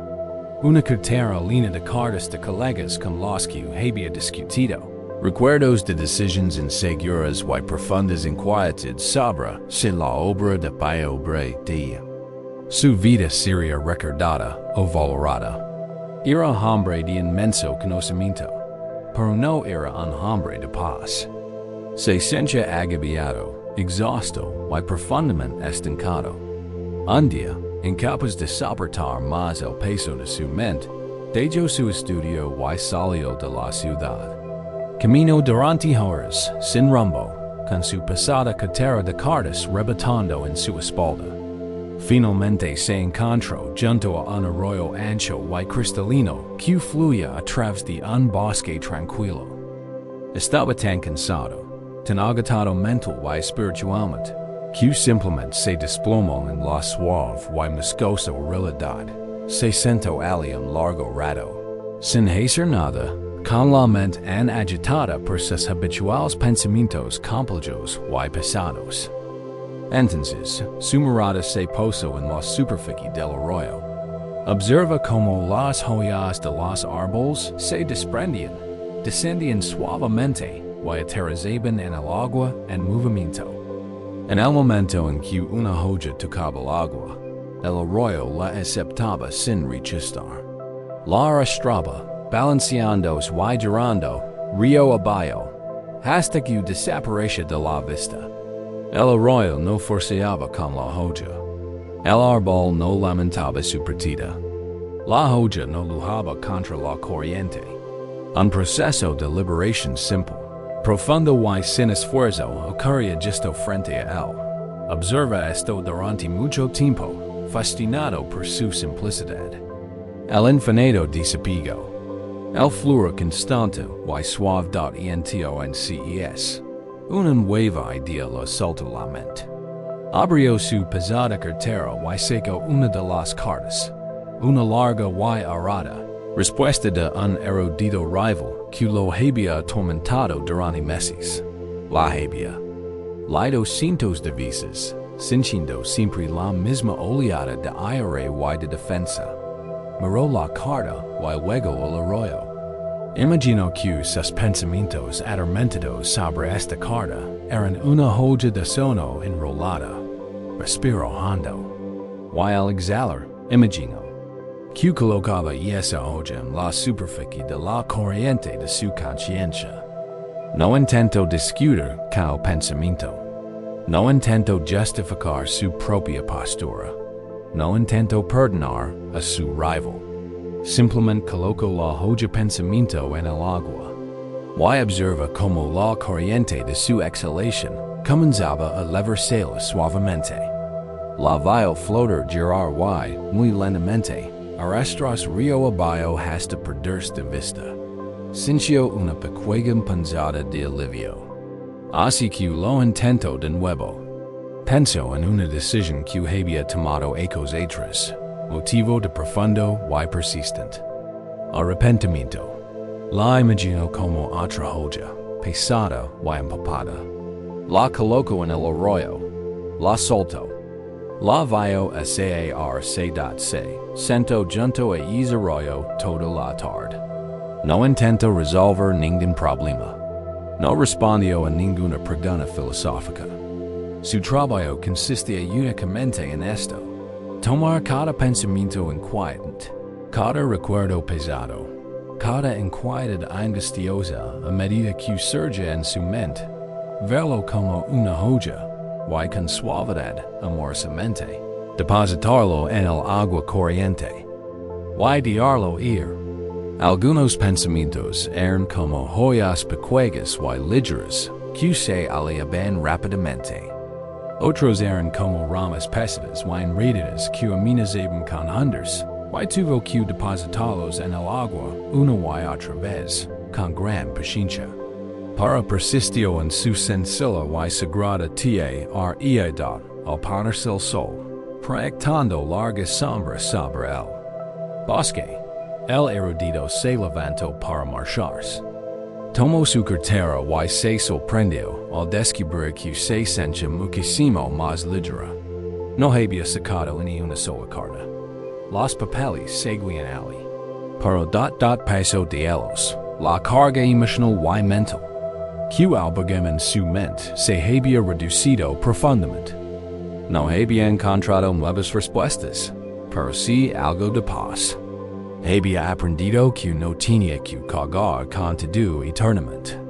Había aprendido que su mente podía ser menos como un museo desordenado y estancado, y más como un arroyo claro y fluido. Ti también estás sentado a la orilla de este arroyo ahora mismo.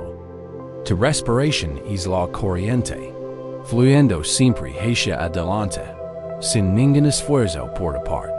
Like Quietud también leaves una pesada mochila. Recuerda, con delicadeza, uno de los mensajes que te sigues leyendo. Puede ser una preocupación por el mañana. Puede ser un arrepentimiento de ayer. No necesitas ahondar en su historia.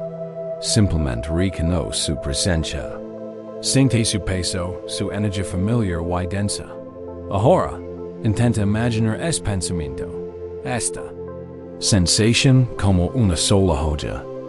Observa su forma, su color, su textura.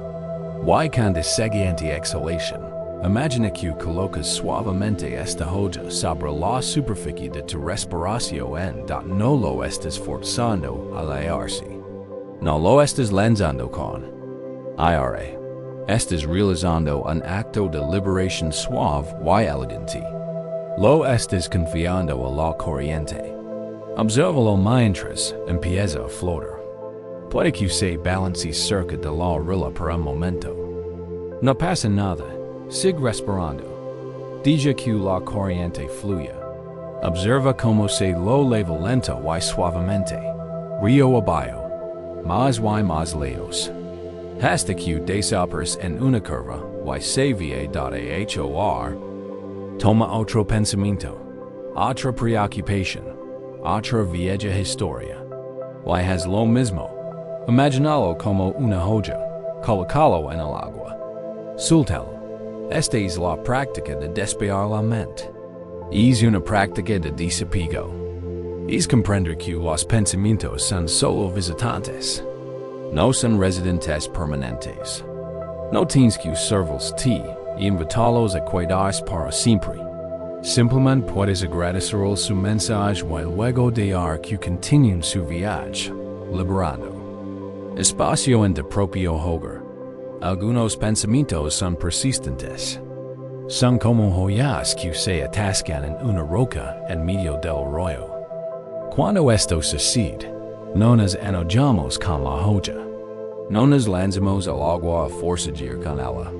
Simplemente dejamos que la corriente fluya. Sigamos respirando. Con el tiempo, la corriente, constante y paciente, la sacará de su atasco y también se la lavará. No hay necesidad de vaciar la mente por completo. Las hojas siempre caen de los árboles. Los pensamientos siempre surgen. El objetivo no es un arroyo completamente vacío. El objetivo es aprender a dejar de construir presas. Es aprender a dejar que la corriente de tu propia vida fluya libremente. Mientras descansas aquí, continúa esta suave práctica. Con cada exhalación, se libera otra joya. Deja el día que ha pasado. Deja cualquier plan para el día que viene. Deja la necesidad de comprender a ti mismo. Deja la necesidad de arreglarte. Ponlo todo en el agua. La corriente es sabia. Sabia donde lavarla. Al dejar que estos viejos mensajes se desvanezcan, creas un espacio despejado. Y en este espacio despejado, puedes tomar conciencia de otras cosas que has estado cargando. Cosas que han estado en más enamoradas. Puedes tomar conciencia de las sombras que temías, incluso mirar. Y puedes aprender a enfrentarlas con esta misma gracia. Al practicar el soltar, permitiendo que las viejas cartas y las preocupaciones familiares se desvanezcan, nuestro paisaje interior se vuelve más tranquilo y espacioso. Pero en esta nueva quietud, podemos empezar a oír otros sonidos más tenues. A medida que se despeja el desorden superficial, podemos tomar conciencia de lo que se esconde en las partes más profundas y oscuras del agua. Podemos encontrarnos cara a cara con las partes de nosotros mismos que hemos juzgado, negado y ocultado. Esta es nuestra sombra. Las sombras es el conjunto de todo lo que consideramos inaceptable de nosotros mismos. Es la IRA que nos enseñaron que no era espiritual. Es el miedo que nos dijeron que era una debilidad. Es el dolor que nunca nos permitimos sentir plenamente. Es nuestra envidia, nuestra avaricia, nuestra vulnerabilidad, nuestra vergüenza. Todos tenemos una sombra. Es una parte ineludable de la experiencia humana, y nuestro instinto natural es huir de ella. Fingir que no existe. Reprímela en lo más profundo de nuestro ser, y cerrar la puerta con leve. Tememos que, si tan solo la miráramos, su oscuridad nos consumiría. Esto crea un conflicto interno profundo y agotador. La tensión es de autorrechazo. Vivimos en un estado de guerra civil, con una parte de nosotros constantemente intentando controlar y exiliar a otra. Para las enseñanzas del Zen ofrecen un camino hacia la paz, no a través de la victoria, sino a través de la integración. La comprensión es de profunda no dualidad. Enseña que la sombra no es enemiga de la luz. La sombra se crea por la luz. Un árbol proyecta sombra solo por brilla el sol. Cuanto más brillante es la luz, más oscura y definida es la sombra. Intentar deshacer de tu sombra sería tan inútil como intentar deshacer de tu propia espalda. El camino a la plenitud no es eliminar la sombra, sino dar la vuelta, afrontarlo y ver que nos enseña. Cuenta la historia de un joven monje profundamente dedicado a su práctica, pero que lo atormentaba. No un fantasma, sino una pesadilla recurrente. En el sueño se encontraba en un pasillo oscuro y laberíntico del monasterio. Oía un sonido a sus espaldas, un sonido pesado y arrastrado, y sabía que el monstruo se acercaba. El monstruo era una criatura aterradora de pura sombra, con ojos ardientes y una forma a la vez vaga y aterradora. En el sueño, su único impulso era correr. Huía por los interminables pasillos, con el corazón latiendo con fuerza. El sonido del monstruo siempre a sus espaldas, hasta que despertaba pegado en sudor frío, con su propio grito ahogado en la garganta. El sueño lo aterrorizó, no solo por lo aterrador, sino por creer que el monstruo era una manifestación de su propia oscuridad interior, de su propia impureza espiritual. Se sintió profundamente avergonzado. Empezó a hacer todo lo posible por librarse de la pesadilla. Realizó rituals de purificación. Acadio horas extra a su meditación, intentando alcanzar un estado de luz temporal que la oscuridad no pudiera penetrar. Incluso intentó evitar dormir, trasnochando leyendo las escrituras, con la esperanza de agotarse hasta el punto de sonar. Pero nada funcionó. De hecho, cuanto más intentaba luchar contra el sueño, más frecuente volvía y más aterrador. Parecía volverse el monstruo. Su lucha contra la sombra solo la fortaleza. Finalmente, desesperado, le confesó su problema a su maestro dad. El maestro escuchó toda la historia con una expresión tranquila y compasiva. Cuando el monje terminó, no lo ofreció un nuevo ritual en un mantra más poderoso. Lo miró a los ojos y le dijo: tu estrategia es errónea. Intentas escapar de una parte de ti mismo. Es una tarea imposible. El monstruo no es tu enemigo, es el mensajero. Y segura persiguiéndote hasta que te detengas y escuches su mensaje. Pero tengo demasiado miedo. Susurró el monje. Lo sé, dijo el maestro. Pero esta noche, cuando te encuentres en ese pasillo oscuro, y oigas el sonido detrás de ti, quiero que hagas lo más difícil que hayas hecho en tu vida. Quiero que dejes de correr. Quiero que te dé la vuelta. Quiero que te enfrentes al monstruo. Que te inclines ante él, como lo harías ante cualquier huésped de este monasterio. Y luego, quiero que le hagas una pregunta sencilla. ¿Qué necesitas? Monje se sintió invadido por un temor en mer que el de su sueño. Pero la fe en su maestro le infundió un poco de valor. Y esa noche, se durmió y, como era de esperar, el sueño comenzó. Estaba en el pasillo oscuro. Oyó el pesado sonido de alguien que se arrastraba. El terror familiar lo invadió, y sus piernas se tensaron, listas para llorar.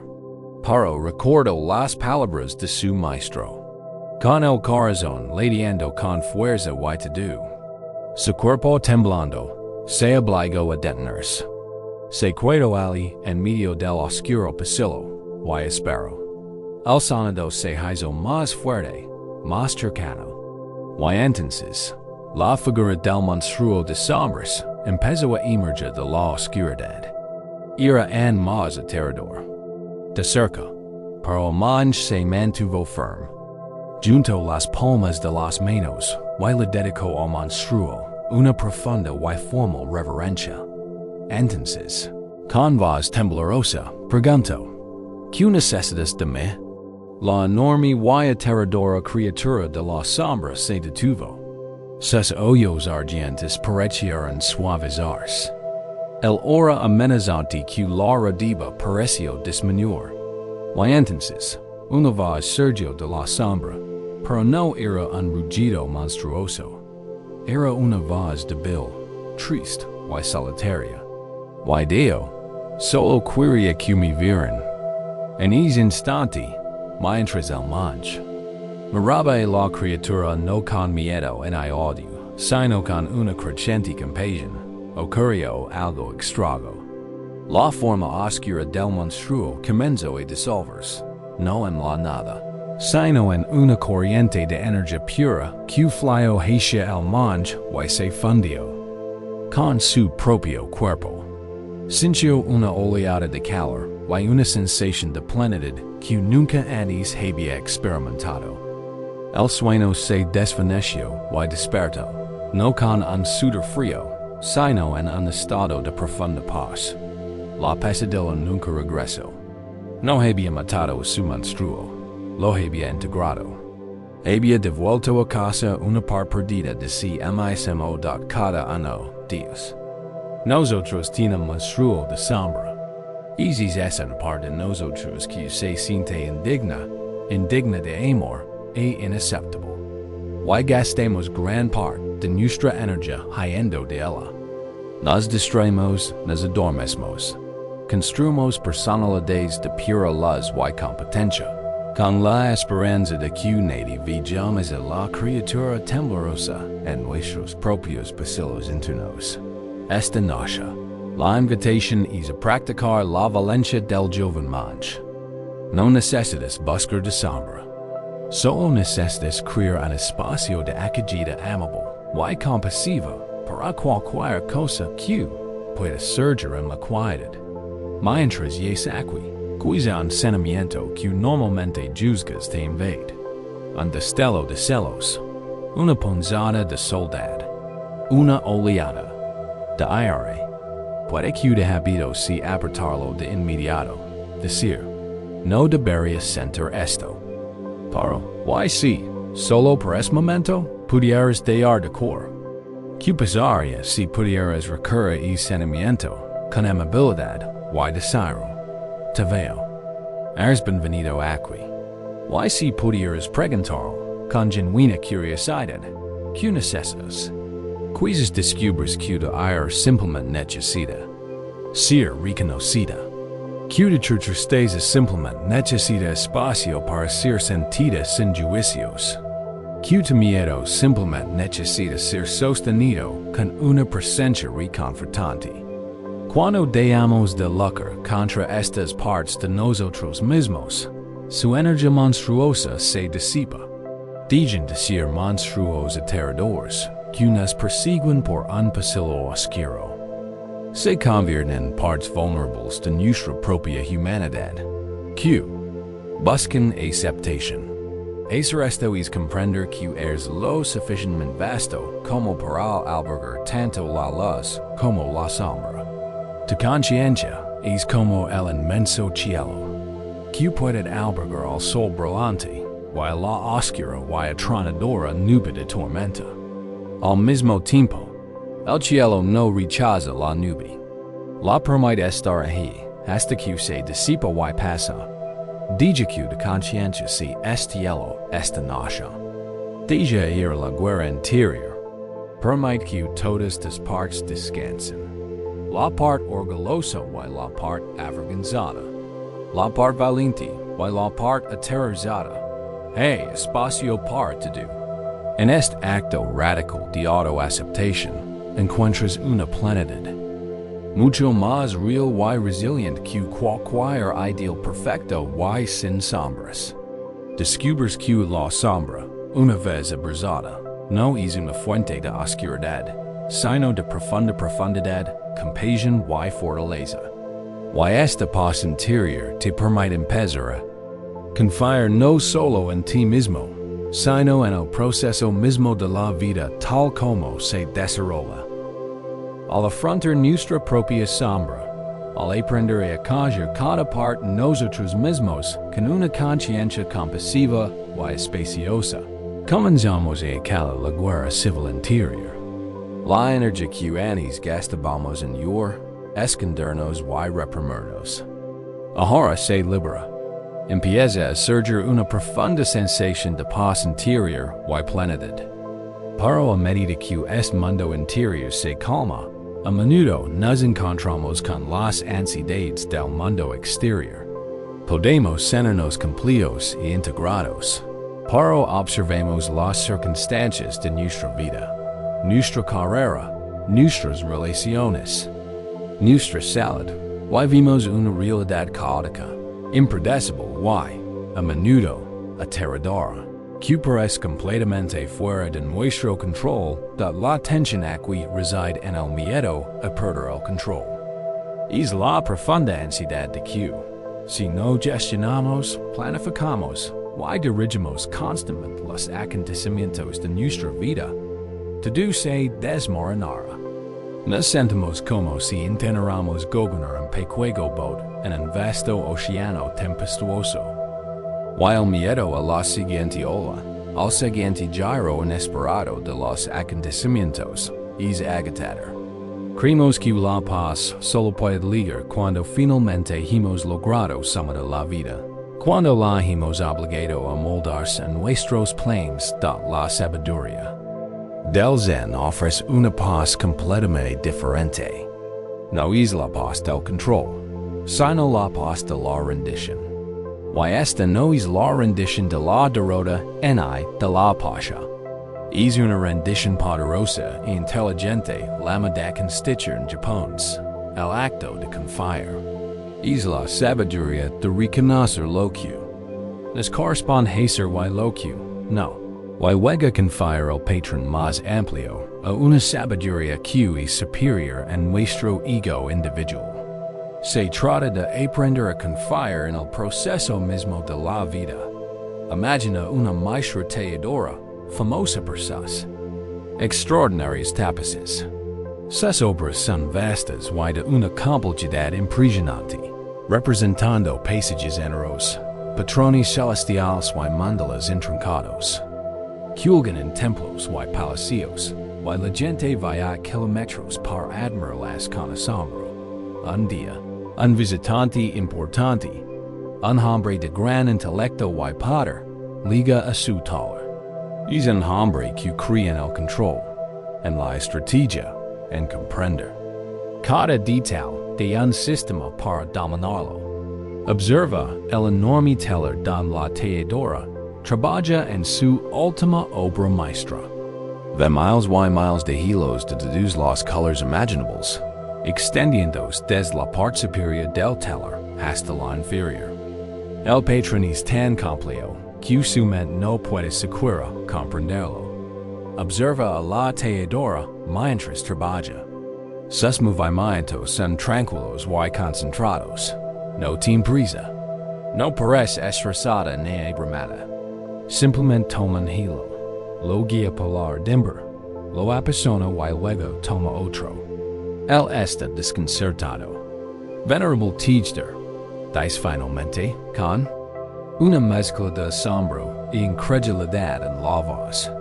No puedo comprender cómo lo haces. ¿Cómo logras controlar mentalmente todo este vasto deseo? ¿Cómo gestionas estos miles de hilos sin cometer un solo error que pueda arruinar todo el patrón? La talladora detiene su labor y mira al visitante con una sonrisa amable y tierna. Señala la parte superior del telar, donde se anclan los miles de hilos y luego la inferior, donde emerge lentamente la parte terminada del tapiz. ¿Crees que soy la gran arquitecta de todo este seco? Dice con voz suave, pero te equivocas. El patrón no está en mi mente. El deseo completo solo lo conoce el teller, el espíritu del tapes mismo. No soy la dueña del todo, solo soy la serviente de un solo hilo. El visitante parece confundido. ¿Qué quieres decir? La talladora recoge el hilo que estaba a punto de tirar. Una hermosa hebra de seda azul intenso. Mi trabajo no consiste en preocuparme por los hilos que tallaré ni por los que tallaré mañana, explica. Mi trabajo no consiste en manejar la parte superior ni la inferior del telar. Mi trabajo, mi único trabajo, es estar completamente presente con el único hilo que tengo en la mano, ahora mismo. Debo conocer su textura, su color, su fuerza. Debo guiar este hilo a través de los demás, con toda mi atención y mi cuidado. No sé exactamente cómo luchará este único hilo azul junto al hilo que tallaré, ni el hilo dorado que tallará mañana. Pero tengo una confianza profunda y duradera. Confío en el telar. Confío en el patrón. Y confío en que si hago mi pequeña parte, si soy fiel a este único hilo en mi mano, encontrará su lugar perfecto en el todo. Mi paz no proviene de controlar de dual tapes, sino de tener una relación amorosa y de confianza con el único hilo. Del momento presente, el visitante permaneció en silencio, humilde. Había pasado toda su vida intentando dominar el entramado de su propia vida, una tarea que lo había dejado perpetuamente ansioso y exhausto. Nunca había considerado que el camino hacia la paz y la maestría podía residir simplemente en ocuparse del pequeño hilo que tenía justo delante. Ti también eres un teacher en un gran telar. Tu vida es el tapes. Y quizás también has estado intentando controlar tu dual patrón, gestionar los miles de hilos a la vez. El hilo de tu carrera, el hilo de tu familia, el hilo de tus finanzas, el hilo de tu pasado, el hilo de tu futuro. Es una tarea imposible y es la fuente de gran parte de nuestra ansiedad. La invitación de esta noche es ser como el sabio teacher. Es soltar la imagen imponente y abrumadora y concentrar toda tu atención, tierna y amorosa, en el único hilo. Que tienes en la mano ahora mismo, y que es hilo. Es tu propia respiración. Tu respiración es el hilo conductor de este momento presente. Es lo único a lo que verdaderamente puedes prestar atención ahora mismo. No tienes que preocupar por la respiración que tomaste hace un momento. Y esa parte del tapes ya está tallada. No tienes que planificar la respiración que tomarás dentro de un momento. El telar te la proporcionará cuando llegue el momento. Tu único trabajo es estar presente con el hilo simple, humilde y milagroso de esta inhalación y esta exhalación. Siente su textura. ¿Es suave? ¿Es superficial? ¿Es profunda? No hay necesidad de cambiarla. Tu tarea es simplemente estar presente en ella. Guíala con tu atención plena. Confía en que si cuidas esta respiración, encontrará su lugar perfecto en el gran tapes de tu vida. Confía en que, siendo fiel al momento presente, el patrón más amplio emergerá con su propia belleza y misterio. Esta práctica es el acto supremo de confianza. Es la rendición de la necesidad del ego de controlarlo todo y la alineación con una sabiduría superior. Cuando surge un pensamiento de preocupación por el futuro, considéralo solo como otro hilo en el telar. Lejos del que sostiene. Reconócelo. El hilo verde de mi carrera. Y luego, suavemente, vuelve centrado en el hilo que tienes en la mano. La respiración. Cuando aparezca el recuerdo de un arrepentimiento pasado, considéralo como un hilo ya tallado en el tapes. No puedes destellarlo. Solo puedes volver a centrar tu atención en el hilo presente, el único donde tienes verdadera presencia, oh Potter.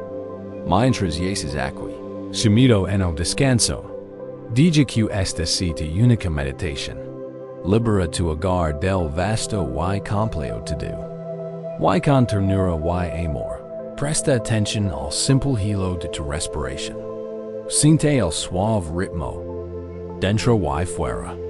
El trabajo silencioso del teacher. El suave sonido del momento presente tejiéndose en la tela de tu vida. Aquí se encuentra una paz profunda.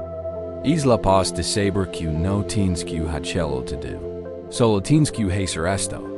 Esta simple acción. Presta atención a esta respiración. While concentrarnos en este único hilo, encontramos la fuerza para afrontar lo que venga. Pero también aprendemos que incluso los hilos aislados, si son hilos de preocupación, pueden convertirse en un gran peso si se les permite acumularse. Estar presente con el hilo único de la respiración es encontrar un ancla en la tormenta de la vida. Es una manera de encontrar paz y concentración cuando el tape es más amplio parece abrumador y caótico.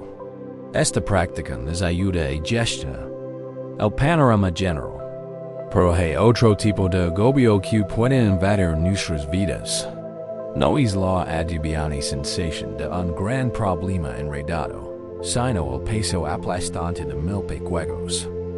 Es la sensación de estar enredado, no por una roca, sino por una montaña de guiaros. Esta es la tensión de la acumulación. Es el estrés que surge del gateo interminable de pequeñas preocupaciones, irritaciones menores y tareas sin resolver.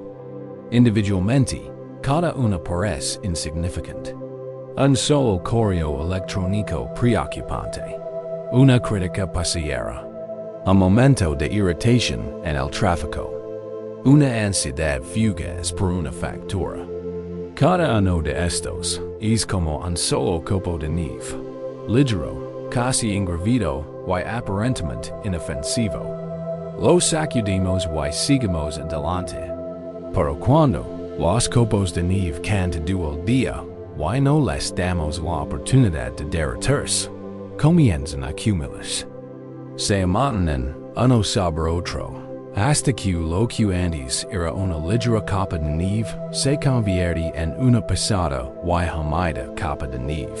Y juega en un denso y sólido ventisquero, que puede doblar e incluso romper las ramas más fuertes estad as es como. A menudo nos sentimos abrumados en la vida. No es un evento dramático lo que nos quiebra, sino el peso acumulado de todas las pequeñas tensiones que no hemos logrado liberar. La perspectiva zen, aquí, es la de la atención plena y la liberación oportuna. Es la sabiduría de observar. Cada copo de nieve al caer, y dejar que se derrita en la calidez de nuestra conciencia antes de que tenga la oportunidad de unirse a la deriva. Es comprender que los problemas son más leves cuando aparecen por primera vez. Y es la sabiduría de saber cuándo ceder, cuándo soltar, para evitar que un peso acumulado nos cuente. La historia de un joven monje que vivía en un monasterio en una tierra del norte, donde los inviernos eran largos y las nevadas copiosas. Amaba la belleza y el silencio de la nieve, pero también era un hombre preocupado. Observaba los grandes y centenarios pinos del jardín del monasterio, con sus ramas cubiertas de nieve, y se angustiaba. Un día tras una nevada especialmente intensa, contemplaba un magnífico pino viejo. Una de sus ramas más grandes y resistentes se doblaba cada vez más bajo el peso de la nieve acumulada. Estaba profundamente curvada, y con cada ráfaga de viento, gemía y temblaba. El joven monje estaba seguro de que se iba a romper. Imaginó la gran grieta de la madera, la perdida de esa hermosa rama, más vieja que leno de ansiedad, corrió a buscar a su amo, dio con voz apremiante. La gran rama de pino del jardín se ve a romper. La nieve pesa demasiado. Tenemos que hacer algo. ¿Debería usar un palo largo para intentar quitar la nieve?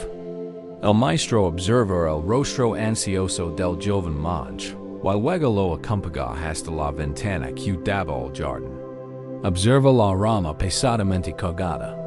Guardó silencio un largo rato. El pino es muy viejo, dijo finalmente el maestro. Ha visto. Mil nieves. Tin más sabiduría sobre la nieve que tío yo. No interferamos. Simplemente observamos. El pino sabe que hacer. El joven monje no se tranquiliza. Sintió el impulso de hacer el agio. Para resolver el problema. Para evitar el desastre que prevea. Para obedeció a su amo. Juntos se quedaron junto a la ventana observando la rama. Se doblaba cada vez más. Parecía estar al límite.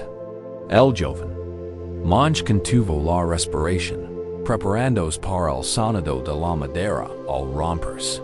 Y entonces ocurrió algo extraordinario. La rama, en un acto de profunda e inteligente rendición, cedió por completo. Se dobló tanto que su punta tocó una rama inferior. Like an suave contacto, una vibración la recorrió. Y toda la enorme carga de nieve acumulada se deslizó con un suave y satisfactorio zaz, cayendo al suelo en una gran nube blanca. Y la rama, liberada al instante de su enorme carga, volvió a levantarse, no solo a su posición original, sino incluso más alto por un instante, como en un gesto de alegre liberación. Estabiliza, era resiliente. Era el ibraridad el maestro se volvió hacia el joven monje, quien lo observaba con asombro. ¿Lo vis? Dijo el maestro. La sabiduría no siempre está en la resistencia. A veces, está en saber ceder. La rama no intentó ser más fuerte que la nieve. Aceptó el peso, se dobló y luego se soltó en el momento perfecto. Es la rama rígida, la que se niega a doblarse, la primera en romperse. Las preocupaciones y el estrés de día son estos copos de nieve. Cada uno por sí solo es ligero y insignificante. Un solo pensamiento ansioso aterriza en una rama de tormenta. Un solo momento de frustración. Un solo correo electrónico sin resolver. Si lo recibes con una conciencia cálida y espaciosa, se derrite y desaparece. Pero si tu mente es fría y resistente, si ya estás tenso y contrito, el copo de nieve no se derrite. Se pega, y luego aterriza otro, y otro. Antes de que te dé cuenta, la rama de se dobla el peso acumulado de 100 pequeñas tensiones que no se han derretido. Te sientes pesado, agobiado, y vives con el miedo constante y libre. Que un copo de nieve más te haga estallar. Esta noche la práctica consiste en ser como el pino sabio. Primero, se trata de notar la acumulación y luego aprender a liberarla con suavidad. Leva tu atención a tu cuerpo, descansa no aquí, revisalo. Suavemente, desde los dedos de los pies hasta la coronilla. Y simplemente nota si hay zonas de tensión. ¿Sientes tensión en los hombros? ¿Aprietas la mandíbula? ¿Sientes peso en el pecho? No juzgues estas sensaciones. No intentes forzar su relajación. Simplemente obsérvalas como lo que son. La nieve acumulada del día. El residuo físico de preocupación sin derretir. Ahora, dirige tu atención a tu respiración. Imagina que tu respiración es una fuente de suave calor interior. Al inspirar, Reconoces la presencia del peso acumulado. Te inclinas hacia él con conciencia.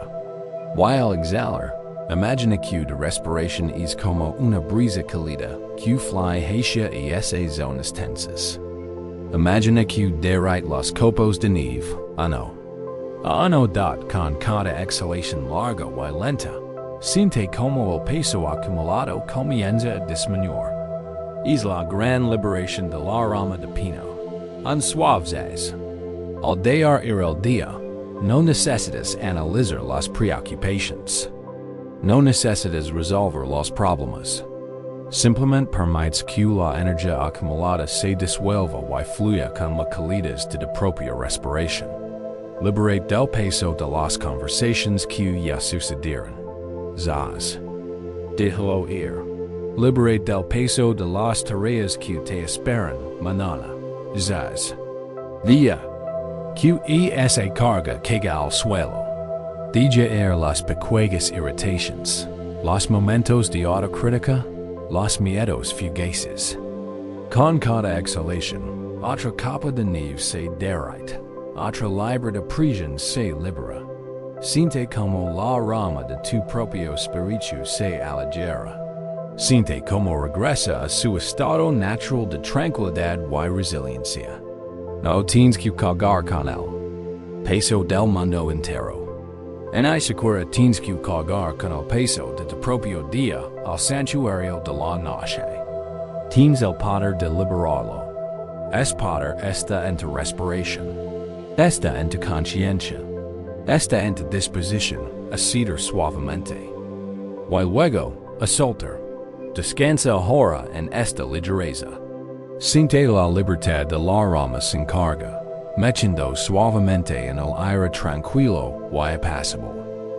A medida que la nieve acumulada del día se derrite y se desliza, una maravillosa ligereza puede llenar nuestro ser. Nos sentimos aliviados, resilientes y libres. Nos hemos liberado de las tensiones densas, de las cargas pesadas. Y en esta nueva ligereza, podremos esperar encontrar un silencio perfecto. Pero a menudo, lo que descubrimos es otra capa de sonido, más sutil. No es el ruido del pensamiento activo y ansioso, sino su resonancia persistente.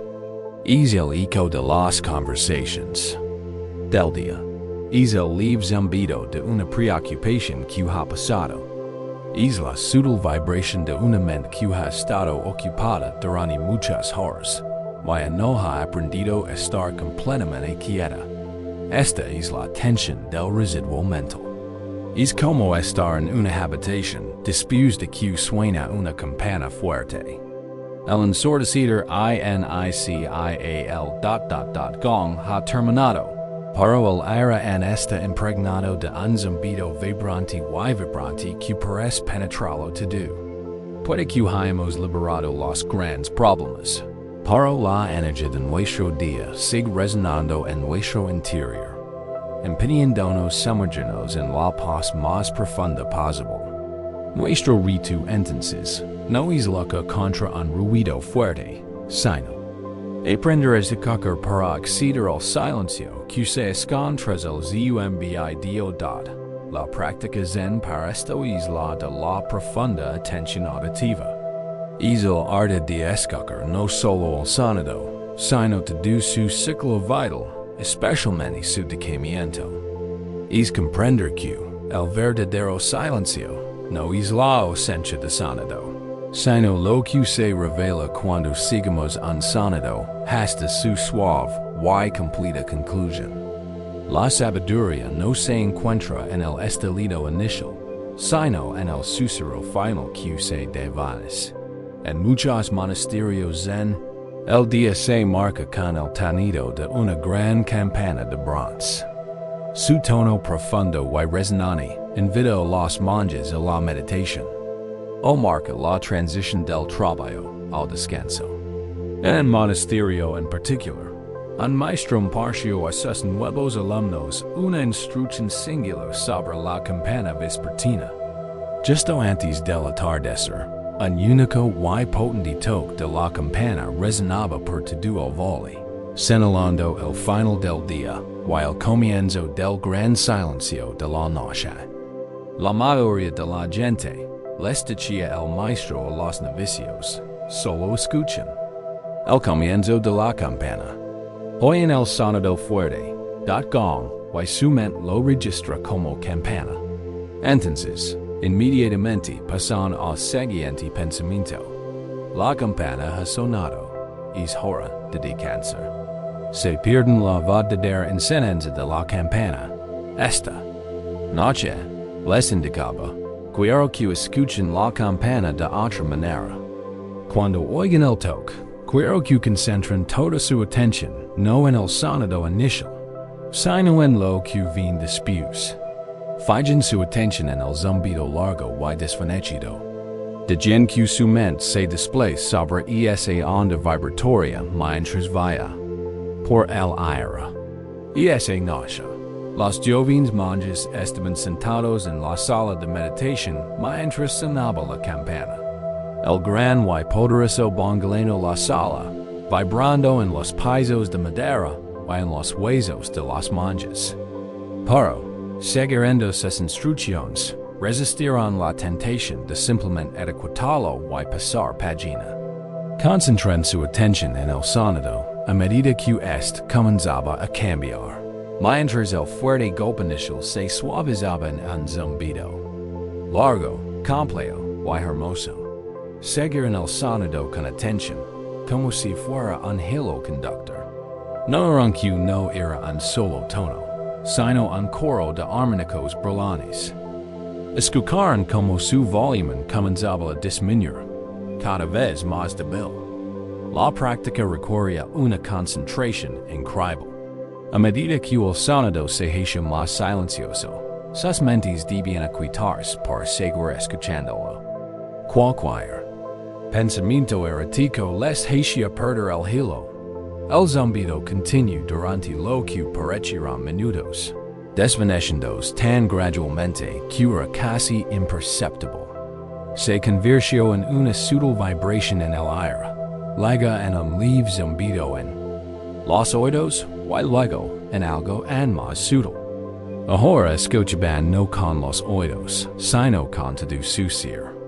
Escuchaban hasta el límite del sonido, y luego desapareció.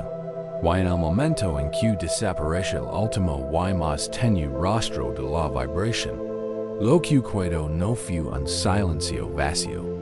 Era un silencio profundamente profundo, vivo y presente. Era un silencio que había estado agitado al tiempo debajo del sonido, pero era un silencio que ahora podían realmente RPORQ.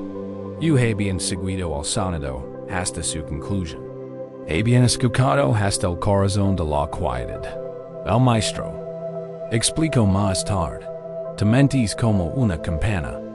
A lo largo del día, los acontecimientos, las conversaciones y las preocupaciones la golpean una y otra vez. Incluso, cuando te sientes a descansar, el zumbido de ese golpeteo continúa. Si intentas forzar el zumbido para que se detenga, solo crees más ruido. Pero si aprendes a escucharlo con esta atención concentrada y paciente, si puedes escuchar el eco que se desvanece de tus propios pensamientos sin juzgarlos, descubrirás que ellos también se desvanecen por completo. Y descubrirás el silencio profundo y perdurable de tu verdadera naturaleza que siempre acechas el zumbido. Mientras descansas aquí esta noche, puedes participar en esta misma práctica sagrada. El día ha tocado la campana de tu mente muchas veces. Ahora, en la quietud de tu habitación, te queda la resonancia persistente. Escucha el residuo de tu día. No necesitas un sonido físico. Simplemente dirige tu atención hacia tu interior y escucha el leve zumbido de tu propio estado mental. Puede que haya el eco de una conversación, Puede que haya la vibración de una tarea sin resolver. Puede que haya el leve y tenues de una preocupación. Tu tarea no es analizar estos ecos. No se trata de juzgarlos ni de rechazarlos. Se trata simplemente de escucharlos con la atención concentrada de un monje que escucha la campana. Concentra tu atención en el zumbido. Siente su calidad. Y simplemente permanece en él. Sigue la vibración a medida que se desvanece. Al descansar aquí, a medida que tu cuerpo se relaja y tu respiración se profundiza, el zumbido comenzará a disminuir naturalmente. No requiere ningún esfuerzo de tu parte, solo tu atención paciente y inquebrantable. Síguela a medida que se vuelve más de y acute y más débil. Y más de y acute perman y si canelo, hasta el final. También debe aquitarse por completo para escuchar estas últimas vibraciones sutiles. Diga que se aquieta. Y cuando el último rostro del zumbido se disuelva, descansa en lo que queda. Este es el gran silencio. El sueño la quietud viva y apacible. Que es la fuente de todas las cosas. No es un vacío temible. Es el vacío de un puerto seguro y amoroso. Es la paz que sobrepasa todo entendimiento. Es el silencio de tu propia mente original. Descansa en el silencio. Diga que te sostenga. Diga que te tranquilice. No hay nada que hacer aquí. No hay nada que lograr. Simplemente seguido el sonido hasta llegar a casa. En esta profunda quietud, con el desorden e incluso el eco del desorden desaparecidos, puedes empezar a ver con una nueva claridad. Puedes ver todas las partes, incluso las que se sienten dañadas o rotas. Y puedes aprender a sostenerlas no con juicio, sino con la luz dorada de la compasión. Danzar en el profundo silencio, que sigue al último zumbido de la campana, es alcanzar un lugar de profunda claridad. Las agitaciones superficiales se han ido. Las vibraciones persistentes se han desvanecido. En esta quietud pristina, podemos vernos en nosotros mismos en las distorsiones habituales. Y lo que vimos es la totalidad de nosotros. Vimos nuestras fortalezas, nuestra belleza, nuestra luz. Y también vimos nuestras grietas. Vimos los lugares donde la vida nos ha destrozado. Vimos las cicatrices de viejas heridas, las fallas de nuestros miedos, las imperfecciones que hemos intentado con tanta desesperación ocultar del mundo y de nosotros mismos. Nuestra reacción instintiva al ver estas grietas suele ser de vergüenza. Creemos que para ser valiosos, para ser dignos de amor, debemos ser perfectos, íntegros e intachables. Vimos nuestras grietas como una señal de fracaso, como una profunda vergüenza. Por eso, dedicamos enormes cantidades de energía e intentar ocultarlas. Usamos magia espiritual o psicológica para relanarlas. Las cubrimos con una fachada de fuerza y competencia. Presentemos al mundo una versión intacta y cuidadosamente seleccionada de nosotros mismos. Mientras necesitara que alguien pueda ver la verdad de nuestra propia, hermosa y humana fragilidad. Esta lucha agotadora y solitaria nace de una incomprensión fundamental de lo que le da a una cosa o a una persona su verdadero valor. La tradición zen, en particular, a través de su influencia en la estética japonesa, ofrece una alternativa de una belleza impresionante. Es el arte de kintsugi, que significa unir con oro. Kintsugi es la práctica de reparar cerámica rota. Pero en lugar de intentar ocultar la reparación, para que el objeto parezca como si nunca se hubiera roto, la kintsugi el maestro hace lo contrario. Repara las piezas rotas con una laca especial mezclada con polvo de oro, plata o platino. Como resultado, las líneas de las grietas no se ocultan, sino que se resaltan. Se convierten en hermosas y brillantes vetas de oro, que ahora forman parte integral del objeto. El acto de romperlo y repararlo no lo disminuye. Lo hace más hermoso, más prechoso y más resistente que antes de la filosofía de Quintages, una enseñanza profunda sobre la naturaleza de la sanación y la plenitud. Enseña que nuestras cicatrices no son algo de lo que avergonzar, sino algo que honrar. Son prueba de que hemos vivido, de que hemos sido heridos, y de que hemos tenido la fuerza para sanar y reconstruirnos. Las vetas doradas son testimonio de nuestra propia resiliencia. Cuentan una historia, aportan profundidad, carácter y una belleza única y irrepetible en nuestra alma. Cuenta la historia de una mujer que posee un sencillo y hermoso tesón de ti. No fue hecho por un alfarero famoso, era particularmente valioso, pero lo adoraba.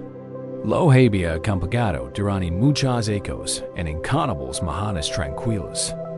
La forma en que encajaban sus manos era un consuelo. Un día, se le resbaló la mano y el tesón cayó al suelo, rompiéndose en varios pedazos. Esta, se le partió el corazón. Recogió los pedazos con manos temblorosas.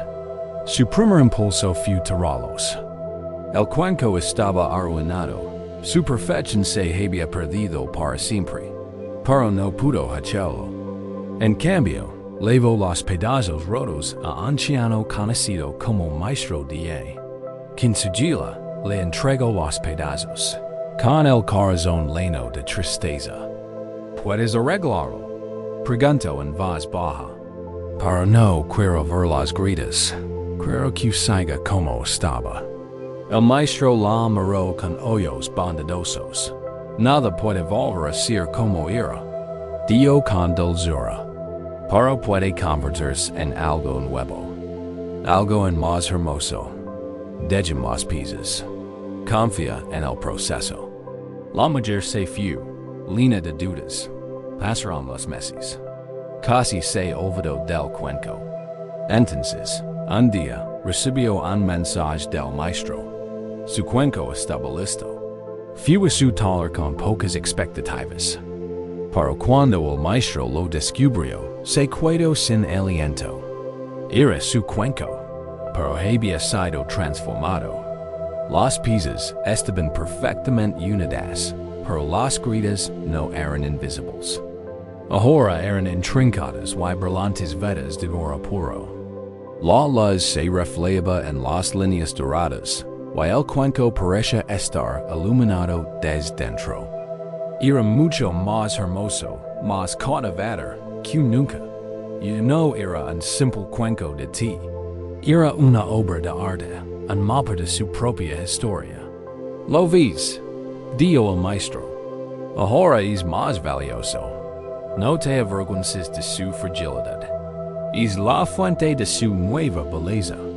Guarda la historia de su propia supervivencia. Ti, en tu propia vida, es este cuenco. La vida inevitablemente te hará caer. Te romperás. Te destrozará la pérdida, el fracaso, el dolor, el desamor. Esto no es señal de que estés haciendo algo mal. Es señal de que estás viviendo una vida plena y valiente. La pregunta no es si te romperás. La pregunta es qué harás con los pedazos. ¿Intentarás ocultar las grietas de la vergüenza? ¿O aprenderás a ser ti mismo? ¿Consigue, maestro? El oro que sana el alma es la compasión. Es la práctica de mirar tus propias heridas con ternura, amor y incondicionalidad. Es la disposición a decir, esto pasó, esto dolió, es parte de mi historia. Y no es motivo de vergüenza. Mientras yaces aquí, descansando en la profunda quietud, permitir traer una suave conciencia e esa parte que sin te roda. Un fracaso del pasado, una fuente de vergüenza, una herida que nunca ha sanado del todo. No necesitas revivir el dolor. Simplemente estás reconociendo la grieta. Estás trazando suavemente esas líneas con tu conciencia. Ahora, imagina que tienes un pequeño cuenco de oro líquido. Es el hora de tu compasión innata, de tu amor bondadoso. Y con cada respiración, imagina que, lenta y cuidadosamente, vas aplicando este oro líquido en esa grieta. No intentes borrar la cicatriz, la iluminas, la honras, la transformas de un lugar de dolor a un lugar de belleza y fortaleza. Observa cómo las líneas de tus heridas del pasado comienzan a brillar con una suave luz dorada. Observa cómo los lugares donde sentiste que no eras suficiente se alinean con la aceptación incondicional de tu propio corazón. No intentes convertirte en una persona perfecta y intacta. Te estás convirtiendo en una persona hermosamente curada, más valiosa por las historias que cuentan tus cicatrices. Abrazar a tu propio, yo consugio, alma es encontrar una confianza profunda e inquebrantable en uno mismo. Cuando ya no tienes que gastar energía ocultando tus imperfecciones, te liberas. Ya no temes que te descubran. Puedes ser auténticamente ti mismo. Esta profunda autoaceptación te permite finalmente realizar la incansable y ansiosa guardia que has puesto en la puerta de tu mente. Porque te das cuenta de que no hay nada en tu interior que deba ocultarse.